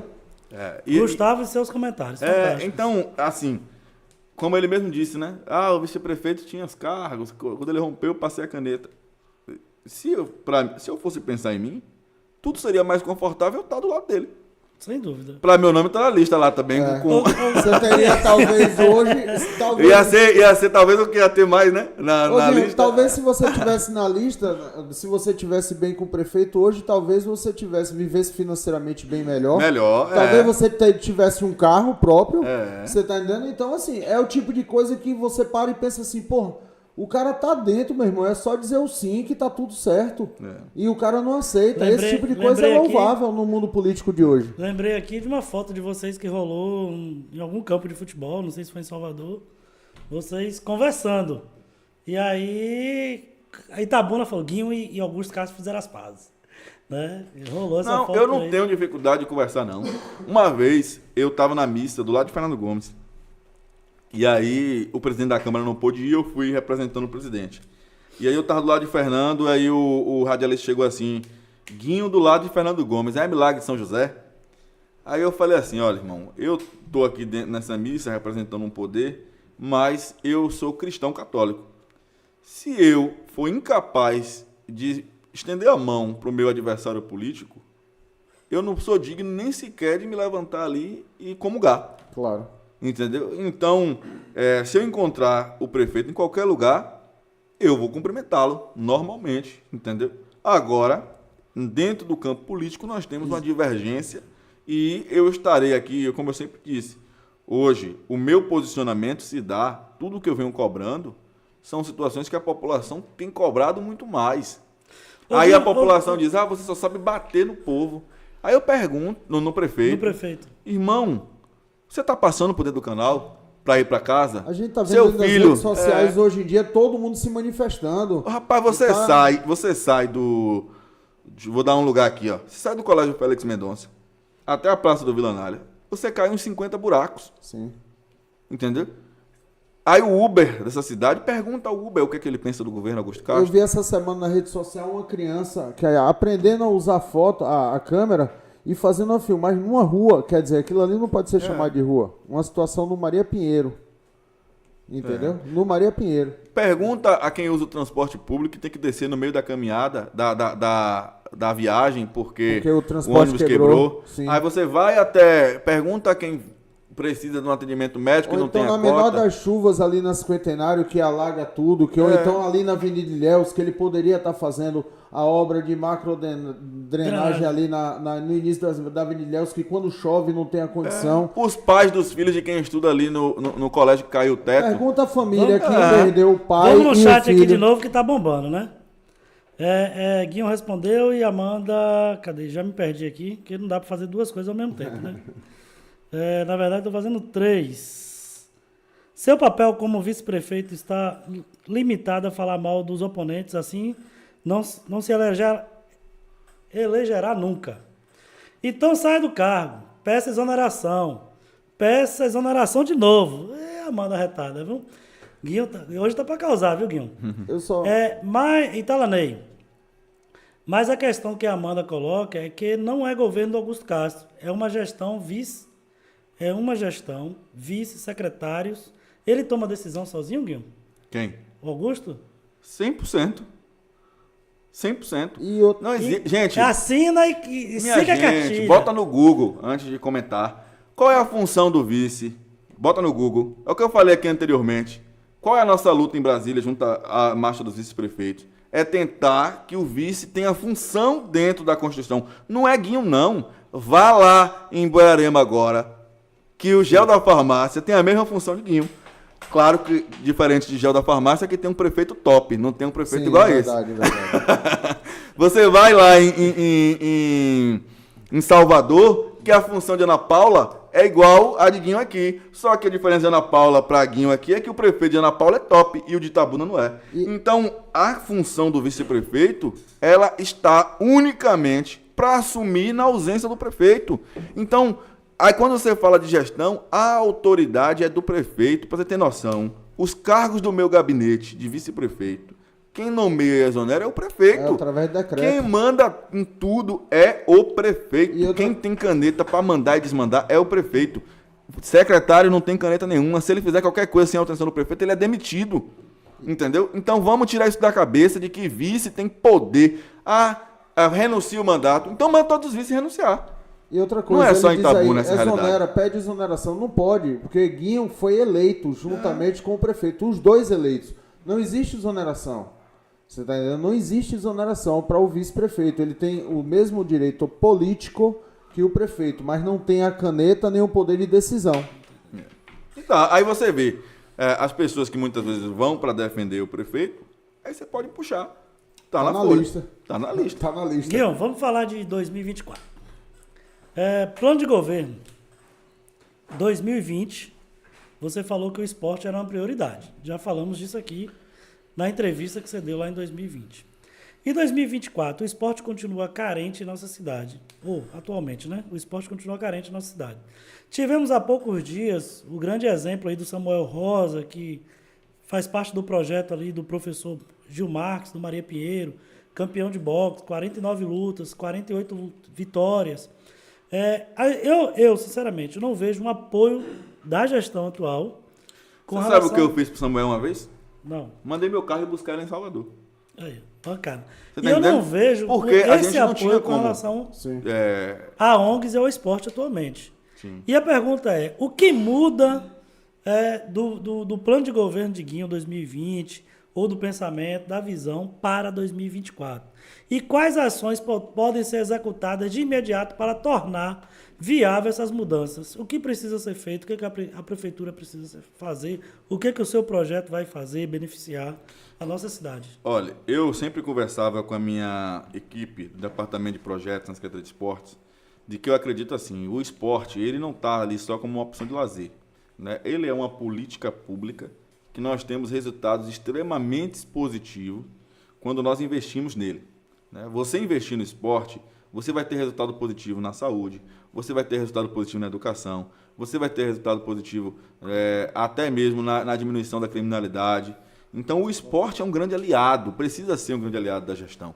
Né? É por isso que ele está previsto na Constituição, porque ele tem um ganho gigantesco quando nós temos um olhar diferenciado para ele dentro de uma gestão municipal. Faz parte da qualidade de vida Entendeu? também. Então, hoje, eu defendo, e falava isso com o meu departamento, que já chegou a hora de se pensar na Secretaria de Esporte se tornar uma autarquia, assim como a cultura é. Entendeu? Para que nós tenhamos uma previsão orçamentária de porcentagem de destinação de recursos, onde o seu presidente vai administrar aquele recurso, vai licitar seu material, vai licitar suas ações, seus eventos, dentro da sua própria autarquia. Porque, da mesma proporcionalidade que nós temos uma FIC que promove um Itapedro que é grandioso, mas nós temos uma Secretaria de Esportes que promove o Interbairros, por exemplo, que ele tem uma duração de 6 meses, que você movimenta em cada campo de várzea um número de pessoas muito alto. Sim. Além das pessoas que vão para assistir, você tem um ambulante que está lá vendendo, né, o salgado, o refrigerante. Quando você tem, por exemplo, 2 jogos, um numa comunidade, digamos, no São Pedro e um no núcleo habitacional do CEPLAC, você tem 2 comunidades sendo movimentadas, né, com os ambulantes ali, né, vendendo água, vendendo refrigerante, vendendo cerveja, vendendo salgado, e são 6 meses de campeonato, né, que acontece no Interbairros.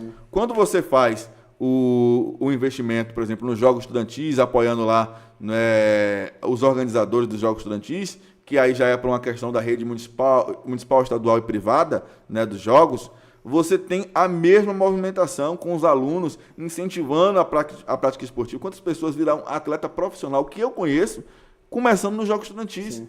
Entendeu? Hoje você ter pessoas que são referências no esporte, começou nos jogos estudantis. E isso acabou em Itabuna. Verdade.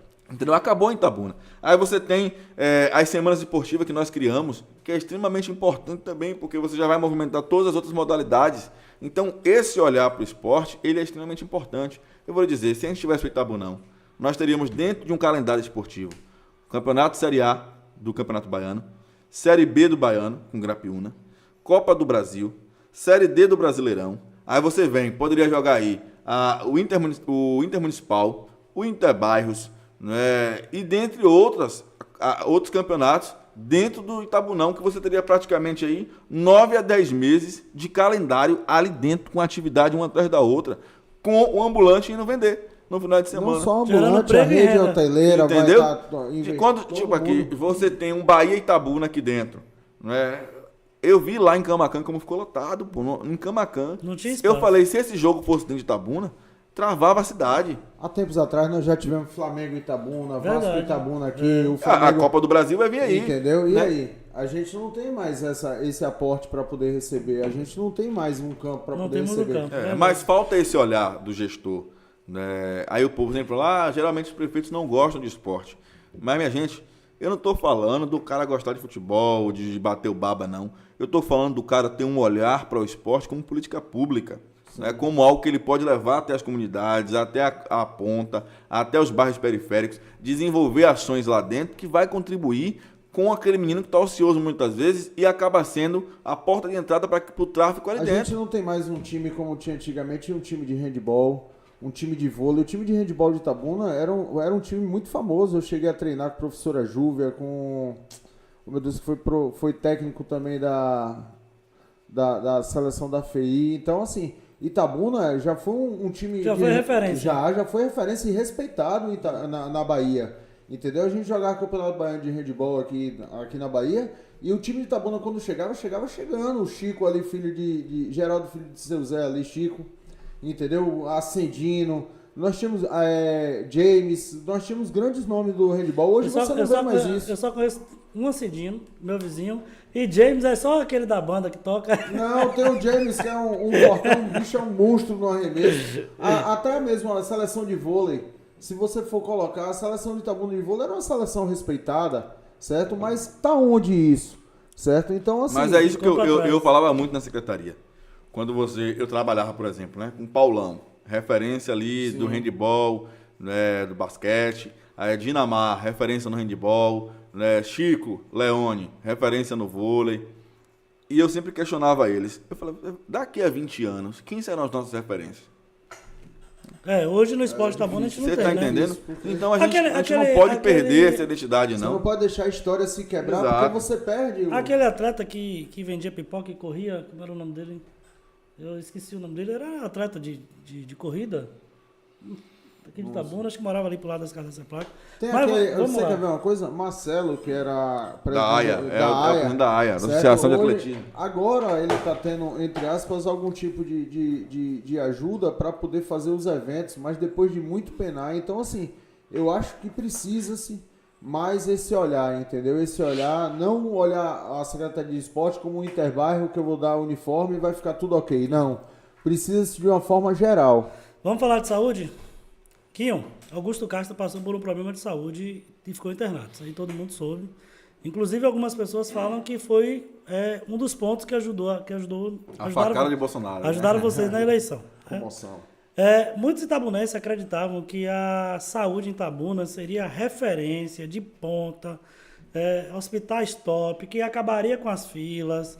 Né? Hoje a gente vê filas nos postos de saúde, poucas emissão de fichas diariamente. Então, assim, tudo se acreditava que iria levar uma saúde de qualidade em Itabuna. Itabuna, se não me engano, tem 40 postos de saúde. E as reformas que vem acontecendo, ela vem acontecendo por causa de parceria com a FASA, né? Com a Faculdade de Santo Agostinho. Por que a prefeitura não assumiu essas reformas? Não tem posto de saúde com qualidade. Hoje a gente vê posto de saúde sem internet. Então, porque não Falta pagou de a conta, pagamento. falta de pagamento. O que precisou para... O que a prefeitura deixou de fazer? Na verdade, a gente não pode eliminar uma coisa por conta de outra. Né? A FASA deveria e deve continuar fazendo a reforma, até porque não é uma parceria, é um programa do governo federal, né, que é através do programa Mais Médicos. Né, existe essa contrapartida, onde as faculdades de medicina, né, eles devem fazer esses investimentos na área da saúde, que não é especificamente Itabuna, mas na região aonde está a sua sede. Entendi. Né? Então, até o presente momento, a FASA tem investido em Itabuna, mas ela pode decidir investir em Itapé, investir em Floresta Azul. É na região, não é só em Itabuna. Então, se a FASA deixar de investir aqui, hoje pararia praticamente a reforma dos postos. É isso que eu estou lhe dizendo. Uma coisa não pode anular a outra. Eu acho que se a prefeitura, não tenho certeza, se a prefeitura tivesse reformado com recurso próprio 10 postos, nós teríamos hoje 25 postos reformados. Entendeu? Então, não é porque a prefeitura tem que reformar que impediria da FASA. Não, tem que ser os dois fazendo e nós ganharíamos com isso. E a população ganharia com isso. Com relação à saúde, eu tenho uma questão em particular, que eu entendo muitas vezes os gestores, que ele faz a obra para deixar marca. Né? Foi ele que fez isso. Eu já penso mais no que a população vai ganhar com isso. Entendeu? Eu sei que a obra é extremamente importante, mas eu, como a minha família acessa ao SUS, né, e a gente está constantemente, desde o mandato de vereador, presente nas questões da população, fui presidente da Comissão de Saúde por 4 anos, então eu penso na população. Por exemplo, no governo Temer, houve o teto dos gastos, onde houve um impedimento de aumento de recursos ali na área da saúde. Então você não teria recurso novo, você iria administrar com recurso existente. Então, quando você tem esse recurso que você administra X unidades, você precisa tentar melhorar aquela unidade que já existe. Não é você criar uma nova unidade, você não tem recurso novo para isso. Você divide com o que já tem. E eu sempre vou para aquela linha de que, se você tem um buraco no teto da sua casa, você vai consertar o buraco do teto ou você vai comprar uma casa nova. Né? Então, é muito mais barato você consertar o teto da sua casa. Então, a gente precisa ter esse olhar de que as nossas unidades precisam estar bem. Né? Nós temos aí uma ampliação do hospital de base que é muito importante, mais leitos, né? É importante. Mas como é que está a situação do que já existe? A porta de entrada, na Entendeu? verdade. O que é porta de entrada? Que são os postos Né? de saúde. Quando você vê que eu recebo aí muitas demandas, muitas vezes, de que falta um medicamento, que falta isso, que falta aquilo, né? Onde a população queria um atendimento melhor. Nós sabemos que nós temos um hospital único, o hospital de porta aberta da região, é o base. É o base. Então ali a demanda é gigantesca. né? Você tem uma cidade cortada por BR, qualquer acidente que acontece nessa BR, base. E as Levou um unidades de tiro. saúde funcionando, você tiraria até o gargalo do hospital de base. Não, uma dor na unha, É o hospital de base. Levou um tiro, base. Facada, Uma base. dor de Infartou, barriga, base. sentiu, vai pro Então, base. então, é um hospital que é com a demanda altíssima. Então, se existe um olhar de carinho diferenciado para o hospital de base, eu iria botar como prioridade deixar aquele hospital um brinco. Sim. Né? Um brinco. Foi o que a população achou que existiria com a gestão de Augusto Castro. Porque todo mundo falava, cara, ele teve no hospital de base, ele teve internado, foi no Santa Casa, ele teve internado, então ele precisou da saúde. Todo mundo achava que ele iria cuidar da saúde com mais carinho. As pessoas achavam que o São Lucas, por exemplo, seria porta aberta de urgência e emergência. Né? Todo mundo estava nessa ideia. E lá são os leitos, através de regulação, que você é direcionado para o São Lucas. Mas as pessoas achavam, por quê? Porque o marketing, quando se faz, muitas vezes deixa parecer que ali seria um hospital porta aberta para urgência e emergência. E acaba, é justamente o que eu digo, se você não tem um posto de saúde que funciona, você pega toda e qualquer enfermidade, por menor que ela seja, e direciona para o hospital de base.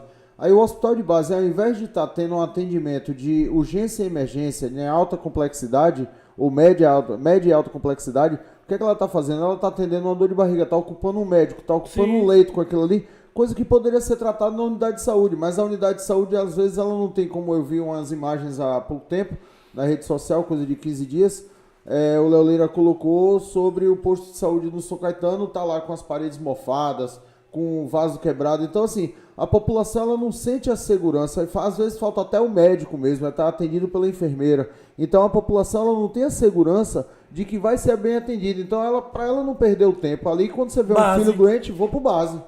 E aí você vê, ao invés de estar ali 10 pessoas sendo bem atendidas, na verdade tem 100 pessoas sendo atendidas. Por quê? Porque as unidades de saúde não funcionam. Você cria um gargalo dentro do hospital de base. Infelizmente.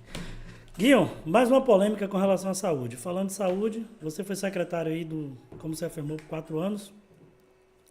A secretária de saúde, doutora Lívia Mendes, afirmou em entrevista ao podcast Sem Filtro, na edição 10, que Itabuna tem 400 mil cartão do SUS.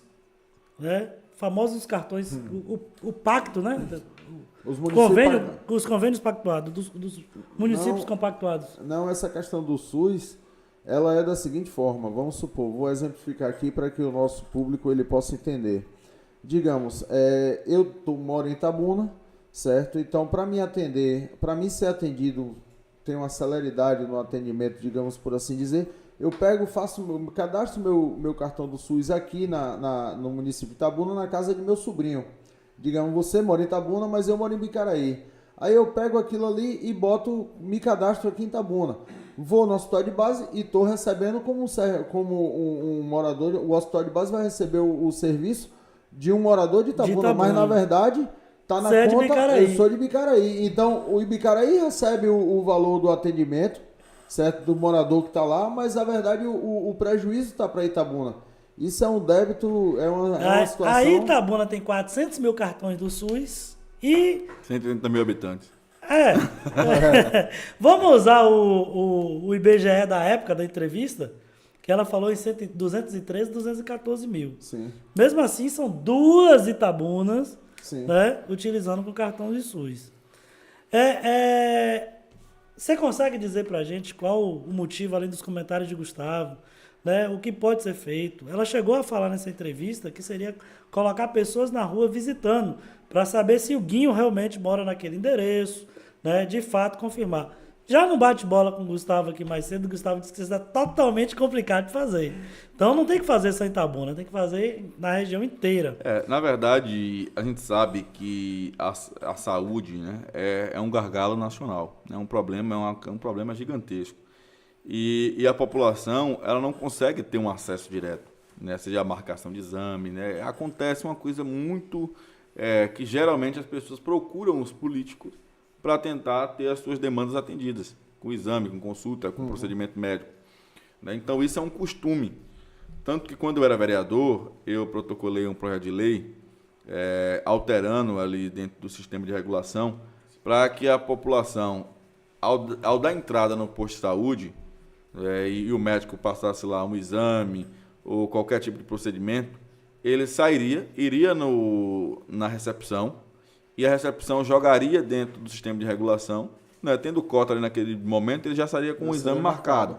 Não tendo, ele iria para uma lista de espera que ele poderia acompanhar via internet, não é? Com o seu cartão do SUS e CPF, ele poderia acompanhar a qual posição da lista de espera ele estava, para ele, tipo, eu estou em 10º, eu sei que se abrir 10 vagas, 10 cotas no mês que vem ou esse mês, final desse mês, eu estou dentro. Mas como não existe essa transparência, a gente sabe que muitas pessoas acabam passando na frente do outro por conta ali o apadrinhamento político que existe, né? E a gente até coloca assim em xeque, porque o político é procurado o tempo todo, né? É o tempo todo. O meu gabinete não para, muitas vezes as pessoas, é um exame, é uma consulta, é isso e aquilo. Então é muito comum de que os políticos acabam apadrinhando essas pessoas. E em alguns municípios que não são compactuados, acontece que a pessoa entra em contato e aí é feito um cartão do SUS aqui do município. E é por isso que nós temos essa demanda altíssima, essa quantidade altíssima, duas Itabunas na questão do cartão do SUS. Eu sempre defendo o governo digital. Nós estamos na era digital.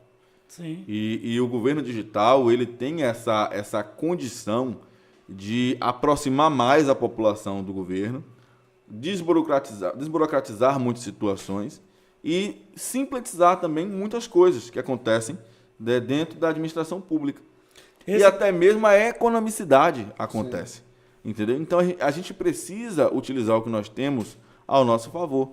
Por exemplo, agora a gestão colocou, né, o ponto lá eletrônico nas escolas municipais. O aluno chega, coloca o rosto dele, né, o pai tem conhecimento se ele compareceu ou não à sala de aula. É a tecnologia, né, contribuindo para o quê? Para diminuir a questão da violência, até da evasão escolar. A evasão escolar. Então, a gente precisa atrelar a tecnologia às demais áreas da administração pública, que nós teremos um governo muito mais acessível, não é, com uma economicidade gigantesca e um governo que funciona, né? Um governo que vai funcionar. Então, eu sou por essa linha, né, de que a gente precisa trazer mais para o digital as coisas que a gente vai ver, que a gente vai conseguir servir a população. Mas, como o apadrinhamento, ele transforma em voto, né? Sim. Em voto, que é o favor, político, né? Não é o interesse do político é ter o voto. Isso acaba sendo até como um trava, né, para que a melhora não chegue para a população. Infelizmente, né? Comentário bacana aqui do Sérgio Ricardo, meu amigo aí. Temos um bom exemplo aqui no final de linha do São Caetano. Seria construída uma UPA e o prédio está de pé, mas está abandonado. Quem paga a conta? A Sheila lá embaixo já disse. Mas diga aí, quem paga a conta? Quando as UPAs chegaram, né? E eu falava exatamente isso. Foi na gestão de Vânia, não foi isso? Foi. E quando foi na gestão de Fernando, ele botou para inaugurar a UPA do Monte Cristo. Eu votei contra. Foi 20-1. O povo caiu matando. Tá votando contra o povo. Com 3 meses de UPA inaugurada, a mesa da Câmara recebe um ofício da Justiça para que a Câmara explicasse com base em que foi aprovado, né, aquela UPA. Por quê? Volto a dizer, com a PEC do teto dos gastos, nós não tínhamos esse recurso novo. Eu falei, o povo pressionava, Fernando tem que abrir. Se abrir a UPA lá no São Caetano, você vai estar tirando o recurso você vai prejudicar a UPA do Monte Cristo, vai prejudicar o Hospital de Bairro, vai prejudicar tudo. Então a obra é importante? Mas naquele momento ali, uma nova UPA, nós não teríamos receita para manter. Porque não vinha para somar, ela vinha para dividir. Exato. Aí você vai ter um serviço precário e uma população cobrando cada vez mais. Sim. Aí Charlene falou assim, mas não está funcionando? Aí eu falei, e quanto nós recebemos de emenda? Quanto é alocado de emenda nos municípios? Eu lembro que o prefeito ficou 3 meses sem pagar os prestadores de serviço e eu questionei a Lívia isso. Eu falei, Lívia, o pessoal está 3 meses sem receber salário, né? Os laboratórios, as clínicas estão me cobrando aqui um posicionamento. E Lívia falou, nós estamos aguardando uma emenda aí para chegar, para a gente pagar. Então você vê que a saúde conseguiu tocar algumas situações com as emendas parlamentares, né? Que geralmente o deputado coloca na saúde. Então a gente precisa ter esse olhar de não simplesmente fazer, mas como é que vai funcionar? Como é que vai administrar aquilo?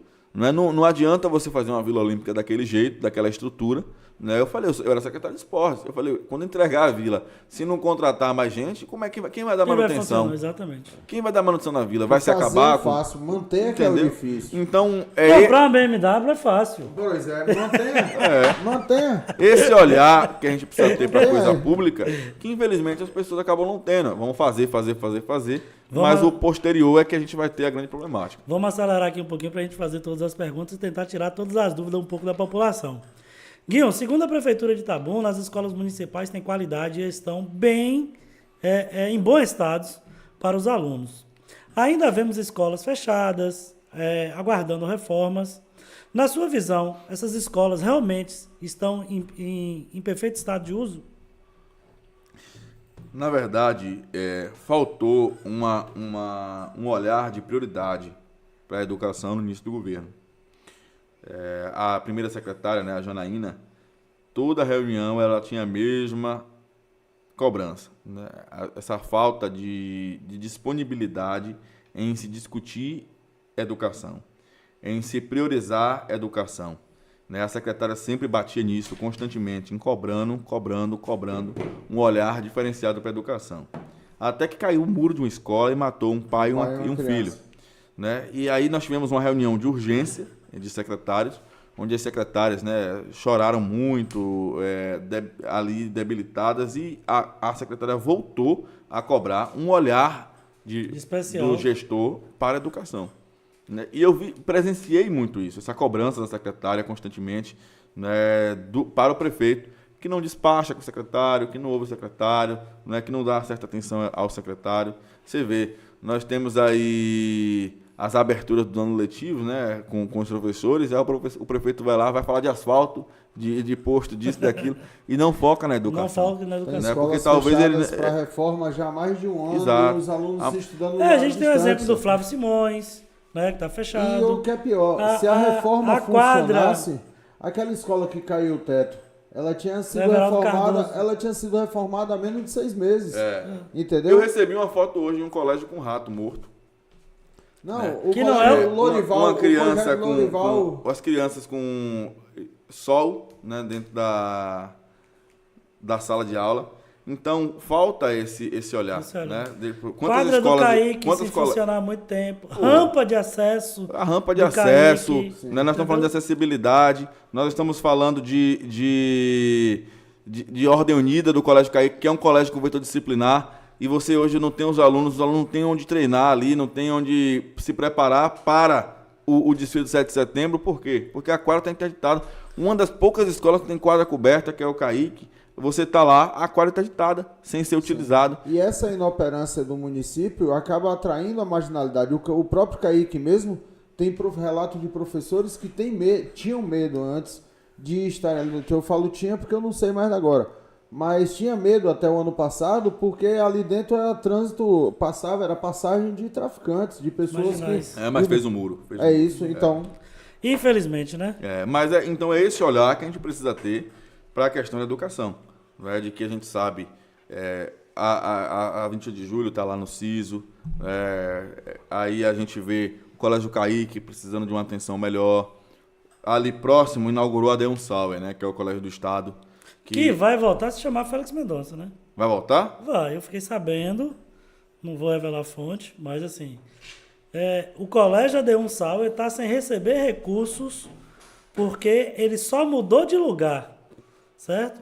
Todos os alunos, a diretoria do Félix Mendonça foi para lá. Então, me falaram com certeza que o Colégio Adeum Sauer vai voltar a ser Félix Mendonça. Guilherme, falar de transporte. E aí um tema aqui que 100% da população está irritada com isso, né? Mas passado 11 meses sem transporte público em Itabuna, a empresa Atlântico assumiu o transporte em 17 de 2 de 2021. Na época, vários meios de comunicação anunciaram que todos os ônibus seriam novos, modernos, do ano de 2019 e 2020. e teria Wi-Fi, reconhecimento facial, tomadas USB, além da possibilidade dos usuários fazerem a integração em 5 pontos, Gustavo, 5 pontos, deixar bem claro aqui, Praça da Catedral. Seria a estação de transbordo, Isso. Praça da Catedral, Beira Rio, Praça Camaquã, Centro Comercial e Avenida Meramado. Aí, então, passado 2 anos e meio e 5 meses, temos ônibus velhos na rua, aparentando 10, 15, 20 anos de uso, não são ônibus de 2019, 2020, como está na foto em várias reportagens. E aí eu te pergunto, quando estão funcionando. Quando estão funcionando, exatamente. Porque é o que a gente vê nas redes sociais a todo instante, a São todo ônibus momento, quebrados. ônibus quebrado em todas as localidades de Itabuna. Sim. E durante esses 2 anos que Itabuna tem a frota sucateada, o que deixa a população sempre à espera de ônibus? O que fazer, Guinho? A população, para onde a população pode gritar? Recentemente, a mesma empresa ganhou licitação novamente. E só adentrando no assunto antes, se a gente for colocar, ela é muito bem remunerada, porque... Eu já ia te pedir esses dados financeiros. Porque assim, no ano de 2021, no dia 19 de janeiro, foi feito um processo de dispensa de licitação, onde a empresa ganhou por 11 milhões e 94 mil.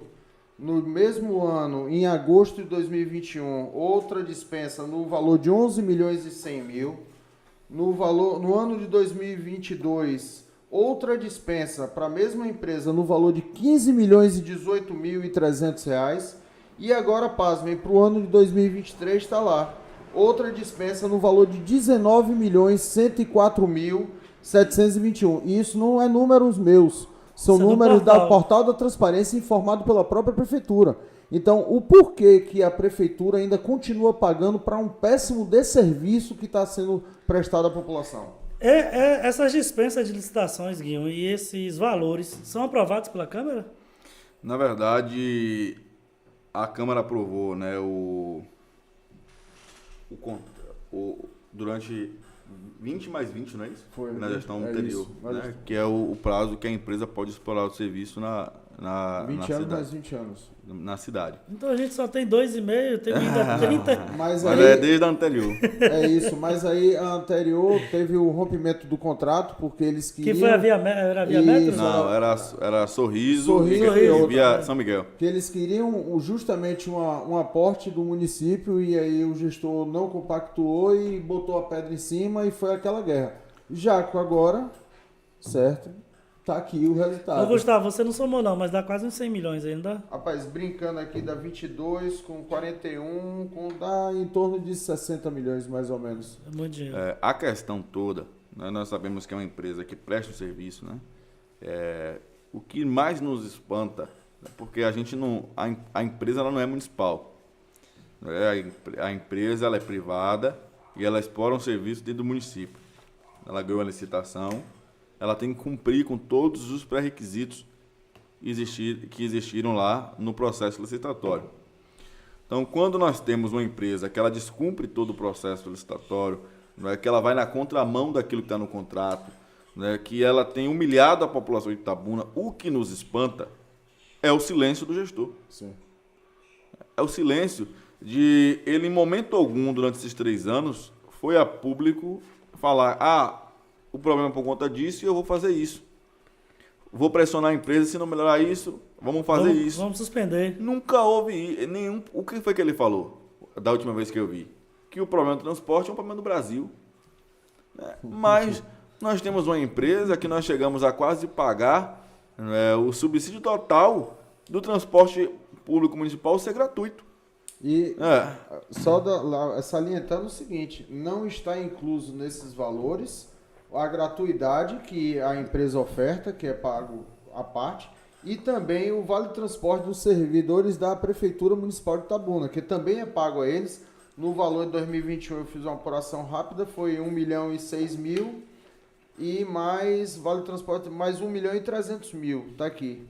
Processo, esse valor de novembro de 2021 deve ser para o ano 2022, que não tem um processo 2022 lá. Então, se a gente for colocar, tem mais 2 milhões só para serviço público dos servidores da Prefeitura, que a Prefeitura compra na mão da Transporte Atlântico, certo? O Vale Transporte funcionário da Prefeitura, mais 2 milhões. É muito dinheiro. Deixar claro aqui também, Gustavo Guinho, que os microfones estão abertos aí para o prefeito, para os secretários, entendeu? Quem quiser vir aqui se explicar, falar alguma coisa, defender com relação às palavras de Guinho, com relação aos números que Gustavo está colocando. Então fique à vontade, tá bom? Salientando que todos os números apresentados aqui são colhidos no portal da transparência. Tá lá, são todos os dados. Tem o impresso, tem o tudo. Show de bola. Guinho, vamos para o penúltimo assunto. Agora aquele que disparou a semana passada, que foi lá para cima, que é o vazamento da suposta lista de funcionários fantasma.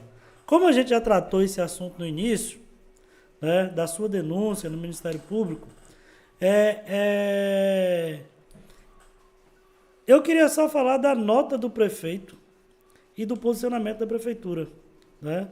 Que o prefeito foi para a rádio e a fala é bem mais ou menos essa, né? De fiscalizar, abre aspas, no meu ver, no entender da lista, assume a responsabilidade dos funcionários quando diz que vai fiscalizar funcionário que não estejam presentes. Então, assim, concorda com a lista? Não entendo muito bem, mas no meu entender, sim. E qual a sua opinião com relação a realmente esses funcionários, essa suposta lista? Só mais um dado, aí para poder a gente ter noção do que é que a gente está falando. Quando a gente fala de uma lista, a gente está falando de uma lista que está gerando aos custos de pessoas que trabalham, claro, e também Sim. dos fantasmas, de contratados no ano de 2021. A Prefeitura de Itabuna pagou aos contratados, somente aos contratados, o valor de R$19.600.000. No ano de 2022 foi o valor de 27 milhões somente para o serviço contratado. E no ano de 2023, até o presente momento, a folha de julho, se eu não me engano, que está aqui, foi de 15.900.000. Certo? Então, se a gente for colocar o que o prefeito determina sobre 19. Contrato e comissionado, 19, 27 e agora 15, caminhando para os 30 milhões. Certo? Se continuar do jeito que está, a gente chega mais ou menos no final do ano, a gente deve chegar em torno de 27, 28 milhões. Mas, então assim, nós saímos de, entre contratados, comissionado e agente político, no ano de 2021 nós chegamos a 30 milhões de reais. No ano de 2022 nós chegamos a quase 40 milhões de reais. Certo? E no ano de 2023 já estamos gastando aí em torno de 25 milhões de reais. Então é muito dinheiro que poderia estar sendo investido se utilizado de forma correta. Mas aí agora, com a palavra Guinho para... Na verdade, quando a gente viu a colocação do prefeito, né, eu lamentei profundamente pelo fato que ele perdeu a oportunidade, né, de provar que ali na prefeitura não existia fantasma. Só que eu, enquanto vice-prefeito, tenho total conhecimento de que é impossível ser provado isso. Até porque, em 2022, eu entrei com ação, né? Nós conseguimos agora uma recomendação do Ministério Público, como eu disse aqui, que as pessoas fossem demitidas do meu gabinete, os 3 e os 2 retornassem. Então, o Ministério Público... Os 2 retornaram. Retornaram. Então, fica comprovado de que essas pessoas do meu gabinete, elas não cumpriam com função alguma dentro da esfera administrativa da prefeitura. Você teve alguma conversa com a promotora posterior a essa... Tive. E a promotora realmente, ela falou, ela realmente aprovou, falou, digamos assim, ela disse que existia realmente e que ficou comprovado... Não, eu fiquei sabendo na promotoria com relação ao funcionário que mora fora do país e vem assinando a lista de ponto. Como isso, moço? Eu fui informado na promotoria lá, no Ministério Público. O cara tá fora do país. Mas assina o ponto, todos os dias. Digital? Não, é assinatura mesmo. Chega, ele manda por ele digitalizado, ele escaneia e manda de lá pra cá. Não tem condição. Entendeu? Então, não tem como ele provar. Alô, prefeitura! Se você Microfones pegar estão aqui abertos. e eu deixo mostrar a vocês a reunião feita entre o Ministério Público e a Prefeitura, comprovando que os meus funcionários do gabinete não eram fantasma, né, você vai ver aqui as provas. São de selfies do gabinete ou selfies na quadra da Vila Olímpica, uma selfie perto da piscina, aí dizendo, esse servidor aqui, ele é responsável pelos projetos, pelas atividades esportivas da cidade. Eu fui secretário de esportes, pô. Cadê isso aí do cara? Cadê o e-mail? Eu recebi Entendeu? denúncia de gente que mora no Rio de Janeiro, pô. E tá lá no Facebook do cara, tá aqui no meu celular, certo? E ligado a algum político da região, entendeu? Mas o cara tá lá e tá recebendo. Não, e um dos servidores do meu gabinete tá nomeado no meu gabinete, lotado na Secretaria de Assistência Social e trabalhando no esporte. Você tá entendendo? Como é que você busca? A justificativa... São 40 horas. Não, mas a justificativa pro Ministério Público para comprovar que o cara não era fantasma é isso, ó. Ele tá lotado na Secretaria de Assistência Social. Só que quando ele vai mandar as fotos de que o cara trabalha, é no esporte. Ou seja, nomeou no gabinete do vice, disponibilizou ele para o assistente social, mas ele trabalha no esporte. Ô, Guinho, pior do que... Aí você pega, só para concluir, Sim.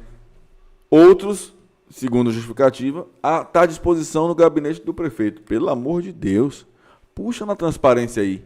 Quantos funcionários já tem no gabinete do prefeito? Quantos já tem? Gustavo, para a próxima... Aí você vai ver, dentro de um gabinete, que se você for lá amanhã de manhã, você vai ver que tem no máximo 3 pessoas trabalhando. 2, 3 pessoas que trabalham mesmo.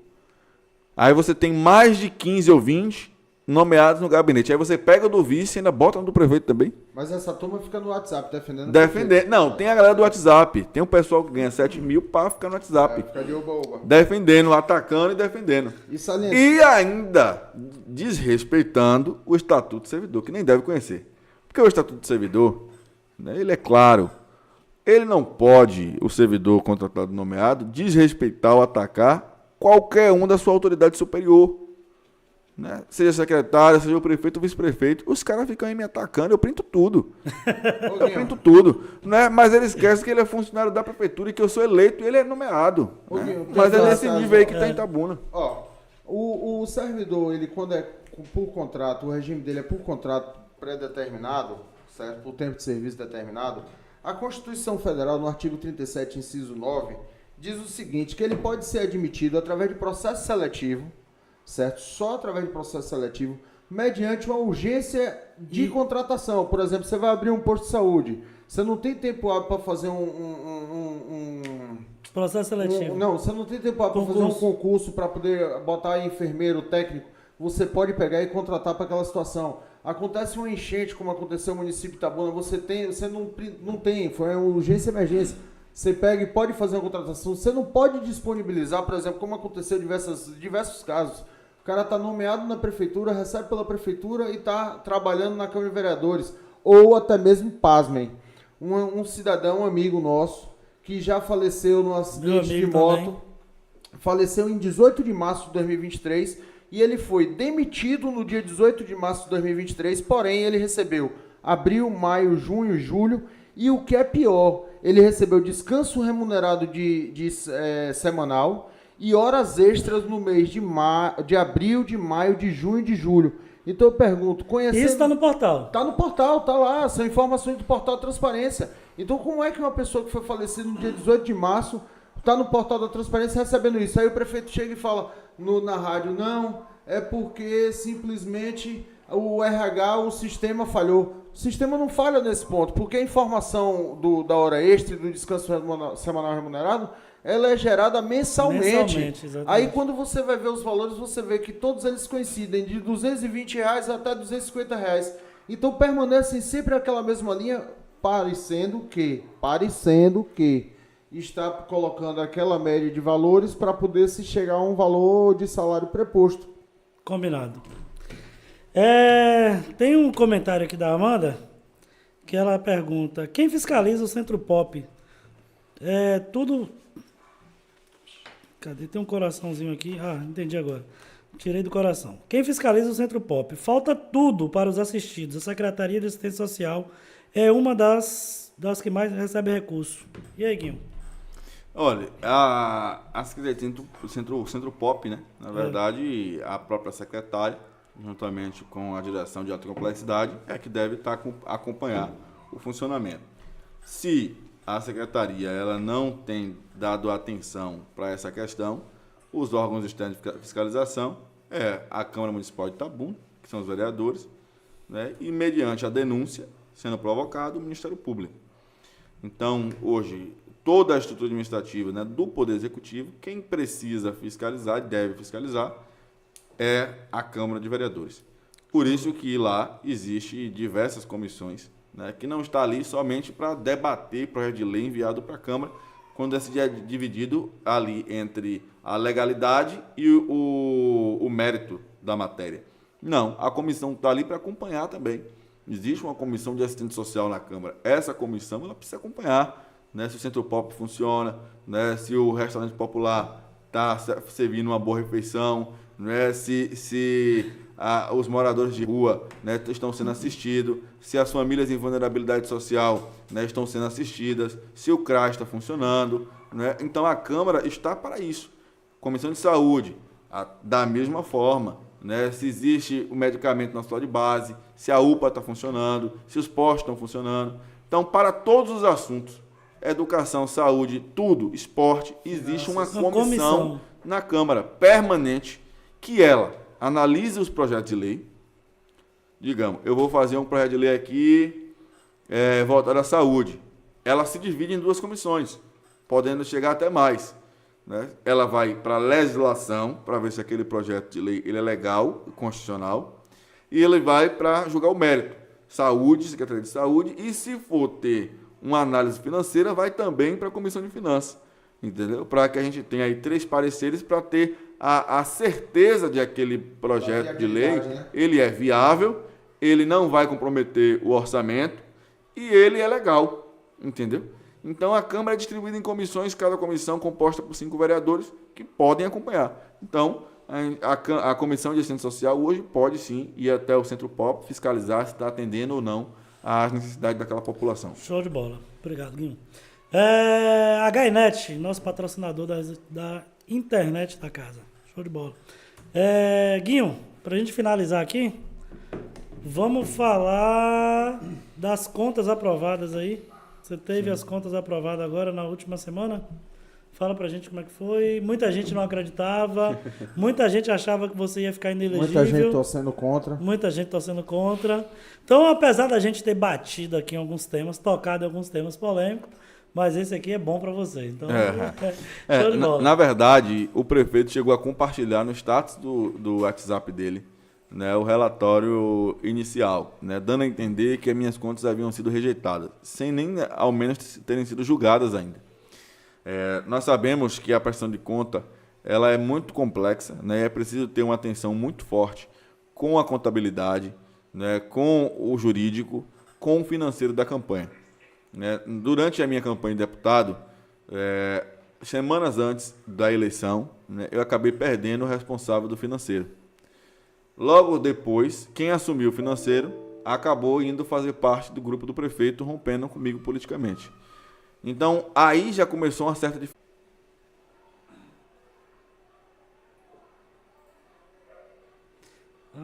Guilherme estava aqui a resposta mesmo?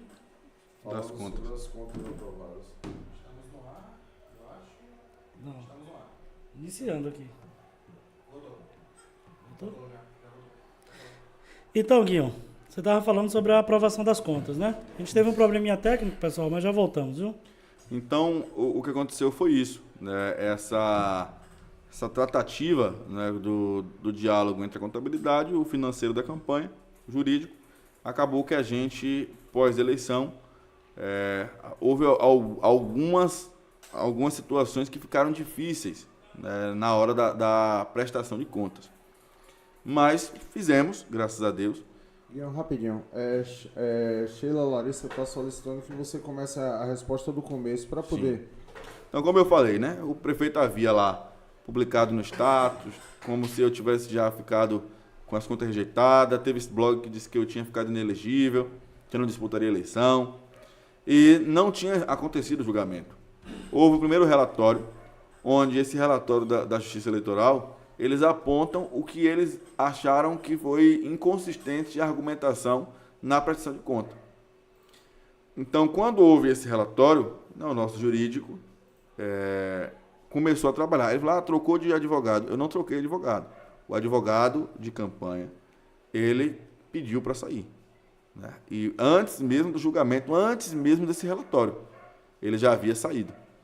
Quando sai o julgamento, nós designamos um outro advogado para tratar desse assunto. Quando nós estávamos perto do final da campanha, né, o meu financeiro saiu da campanha, assumiu uma outra pessoa.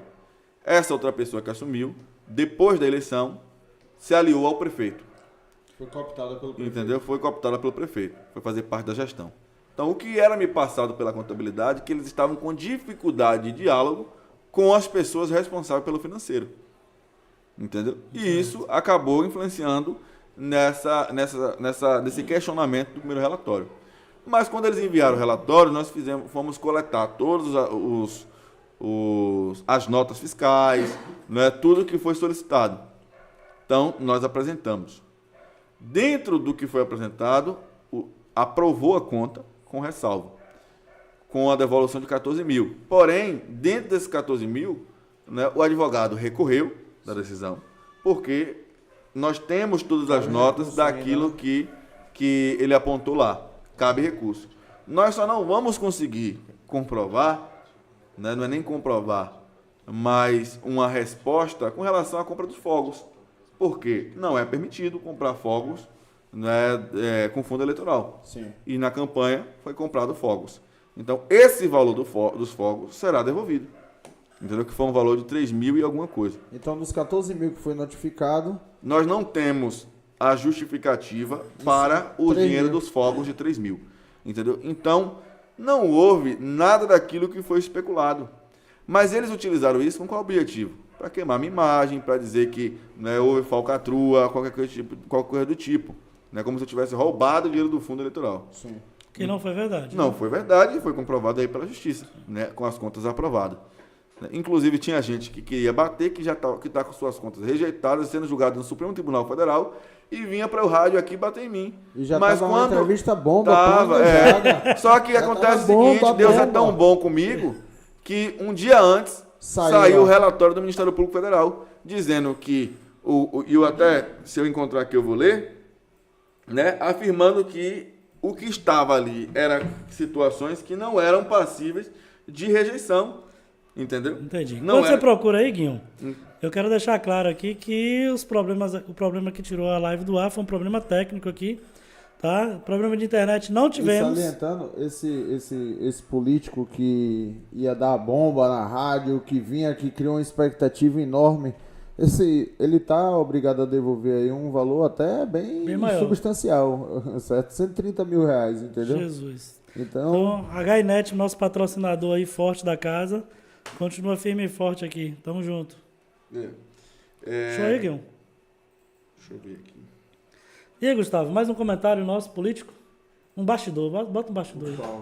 Não, um bastidor. Pra que bastidor? Deixa o bastidor quieto. Deixa Um o bastidor político, Gustavo. O nome do programa. Deixa o bastidor quieto, deixa. Não atenta, Não atenta, não, é? Tem papel. Tem papel? Tem papel. Gustavo tem assunto. Gustavo veio munido de... Meu irmão. Rapaz, quando o Gustavo chegou aqui, Guinho, eu falei, Gustavo, não pode soltar tudo não, pelo amor de Deus. Mas eu não soltei nada, eu só falei dados. E outra coisa, eu tô servindo até como uma pessoa da comunicação da prefeitura, que eu tô expondo os dados dela.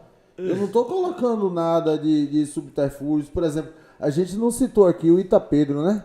O Não, Itapedro a gente vai ter uma Eu sei, outra... porque o Itapedro, por exemplo, a gente tem como descrever como é que ele aconteceu nos bastidores, entendeu? Se quiser, dando nomes, não Vamos tem fazer uma problema. live, bastidores Itapedro. Pô, aí eu acho legal, eu acho interessante. Viu? Eu não achei, não. Mas o Ministério Público Federal apontou lá, né, que não opinava por rejeição. Entendeu? Então aí a galera calou a boca, né? E aí O programa que ia ser para bater em mim com relação às contas teve que silenciar o assunto. tava bomba nuclear. Inclusive teve num grupo uma pessoa ligada que trabalha no gabinete do prefeito. Entendeu? Uma pessoa até com... Bom, vamos deixar pra lá. Ele botou que ia ser uma bomba nuclear. Quando foi no outro dia, até o traque bufou, rapaz. Não teve nada. Mas meu Deus do céu. deixa eu ler o comentário aqui do Felipe Cardoso, que pode ser tema de uma outra live nossa, Sim, um vou outro até episódio. anotar. Aluguéis, Ô, pai, para. viu? E a Sheila, Larissa, Gustavo, deixa Deixa o coraçãozinho aqui em pataleta, tem que puxar certinho. Gustavo colaborou bastante com os números e embasamentos. Aí, ó, show de bola. Mas temos dois assuntos aí, né? 2 temas. Aluguéis e Itapedro. Aluguéis e Itapedro. Dá pra fazer uma live só com esses 2 temas aí, Cara, 1 hora e meia.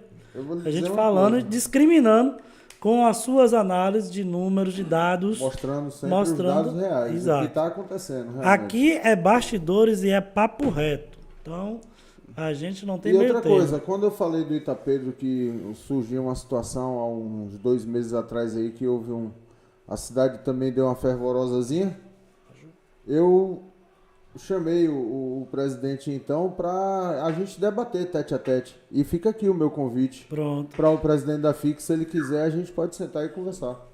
Show de bola. Guinho não achou, mas Guinho, depois se você quiser disponibilizar nas nossas redes Eu sociais. envio para vocês. Eu envio fiquei de pra- boa. É. Eu queria te agradecer, Guinho, muito. A entrevista, como falaram aqui nos nossos bastidores, foi uma entrevista muito bacana, muito completa, cheia de dados, cheia de informações. Então, eu acredito que a gente conseguiu sanar um pouquinho as dúvidas, né, do itabunense, do grapiunense. E sempre que surgir oportunidades, a gente vai trazer Guinho aqui de novo, né, fazendo outra live, outra edição, para que a gente possa sanar mais e mais dúvidas. Então, Guinho, eu queria que você falasse seus considerações finais para o povo de Itabuna. Já eu, Gustavo, eu quero agradecer, né, pela oportunidade de a gente estar conversando, falando sobre todas as problemáticas de Itabuna. Nosso objetivo aqui não é simplesmente só atacar o gestor ou fazer oposição, né? O meu desejo, e eu disse isso até ao próprio prefeito, é que ele pudesse fazer a melhor gestão que Itabuna já teve. Até porque eu fui eleito dentro de uma chapa onde a bandeira, né, seria a mudança. Sim. Né? E a população esperou muito dessa chapa. É por isso que hoje nós vemos, a gente quando analisa os números, a gente vê o alto desgaste de rejeição do prefeito, pelo fato de que a população se sentiu traída, né? A população se sentiu decepcionada em apostar em alguém que seria uma nova política, né? Mesmo tendo um histórico político já que as pessoas botavam até em questão, mas acreditaram, né? 41 mil votos de esperança, 41 mil votos de expectativas de dias melhores. Foram 20 mil votos de frente, né? Não, foi mais. Foi o dobro. Foi o dobro. Foi 36 a 18. De frente para o segundo colocado? Foi 18 mil. Foi muito voto de frente. Assim, se você somar o segundo e terceiro colocado, não chegava na gente. Então, você percebe que a população tinha uma grande perspectiva. Né? Nós disputamos a eleição contra 3 ex-prefeitos. Né? Então, a responsabilidade era muito grande. Então, eu acredito que o que se explica com relação à rejeição é isso. É a população se sentir traída, a população se sentir decepcionada, né, e enxergar em ver que a nossa cidade poderia estar muito mais progredindo, avançando, mas estagnou, parou no tempo, vivendo de muito marketing, de muita fantasia, tentando surfar em obras do governo do estado, né, e que não traz essa grande melhoria na vida das pessoas. Então, hoje, o meu desejo é que o prefeito realmente consiga fazer. É muito triste ver que ele se apegou a tentar fazer obras eleitoreiras com empréstimo, né, com 2 empréstimos aprovados aí do Banco do Brasil e do Fomplata, que é o Banco Internacional, enquanto o nosso recurso próprio, né, a arrecadação do IPTU, do ISS, do dinheiro do povo de Itabuna, né, o dinheiro do itabunense, Dona Maria, seu José, que paga seus impostos em dias, esse dinheiro foi destinado para quê? Para empréstimos, para pagar aluguel, para pagar funcionário fantasma, para pagar a reforma de praça e para atender os caprichos do prefeito. Então é isso que a gente lamenta. Quando a gente vê uma folha que aumenta de um ano para o outro quase 10 milhões de reais, sabendo que era um ano eleitoral, e isso se explica. Já falei isso em outra entrevista, acordo político. A gente virou chacota na Bahia. Chacota. Eu tenho vários amigos, eu fui candidato a deputado 2 vezes. Os meus amigos de Santa Cruz, os meus amigos de Una, os meus amigos de Itapé, fazendo caça ao nome de pessoas da cidade deles que estão na folha.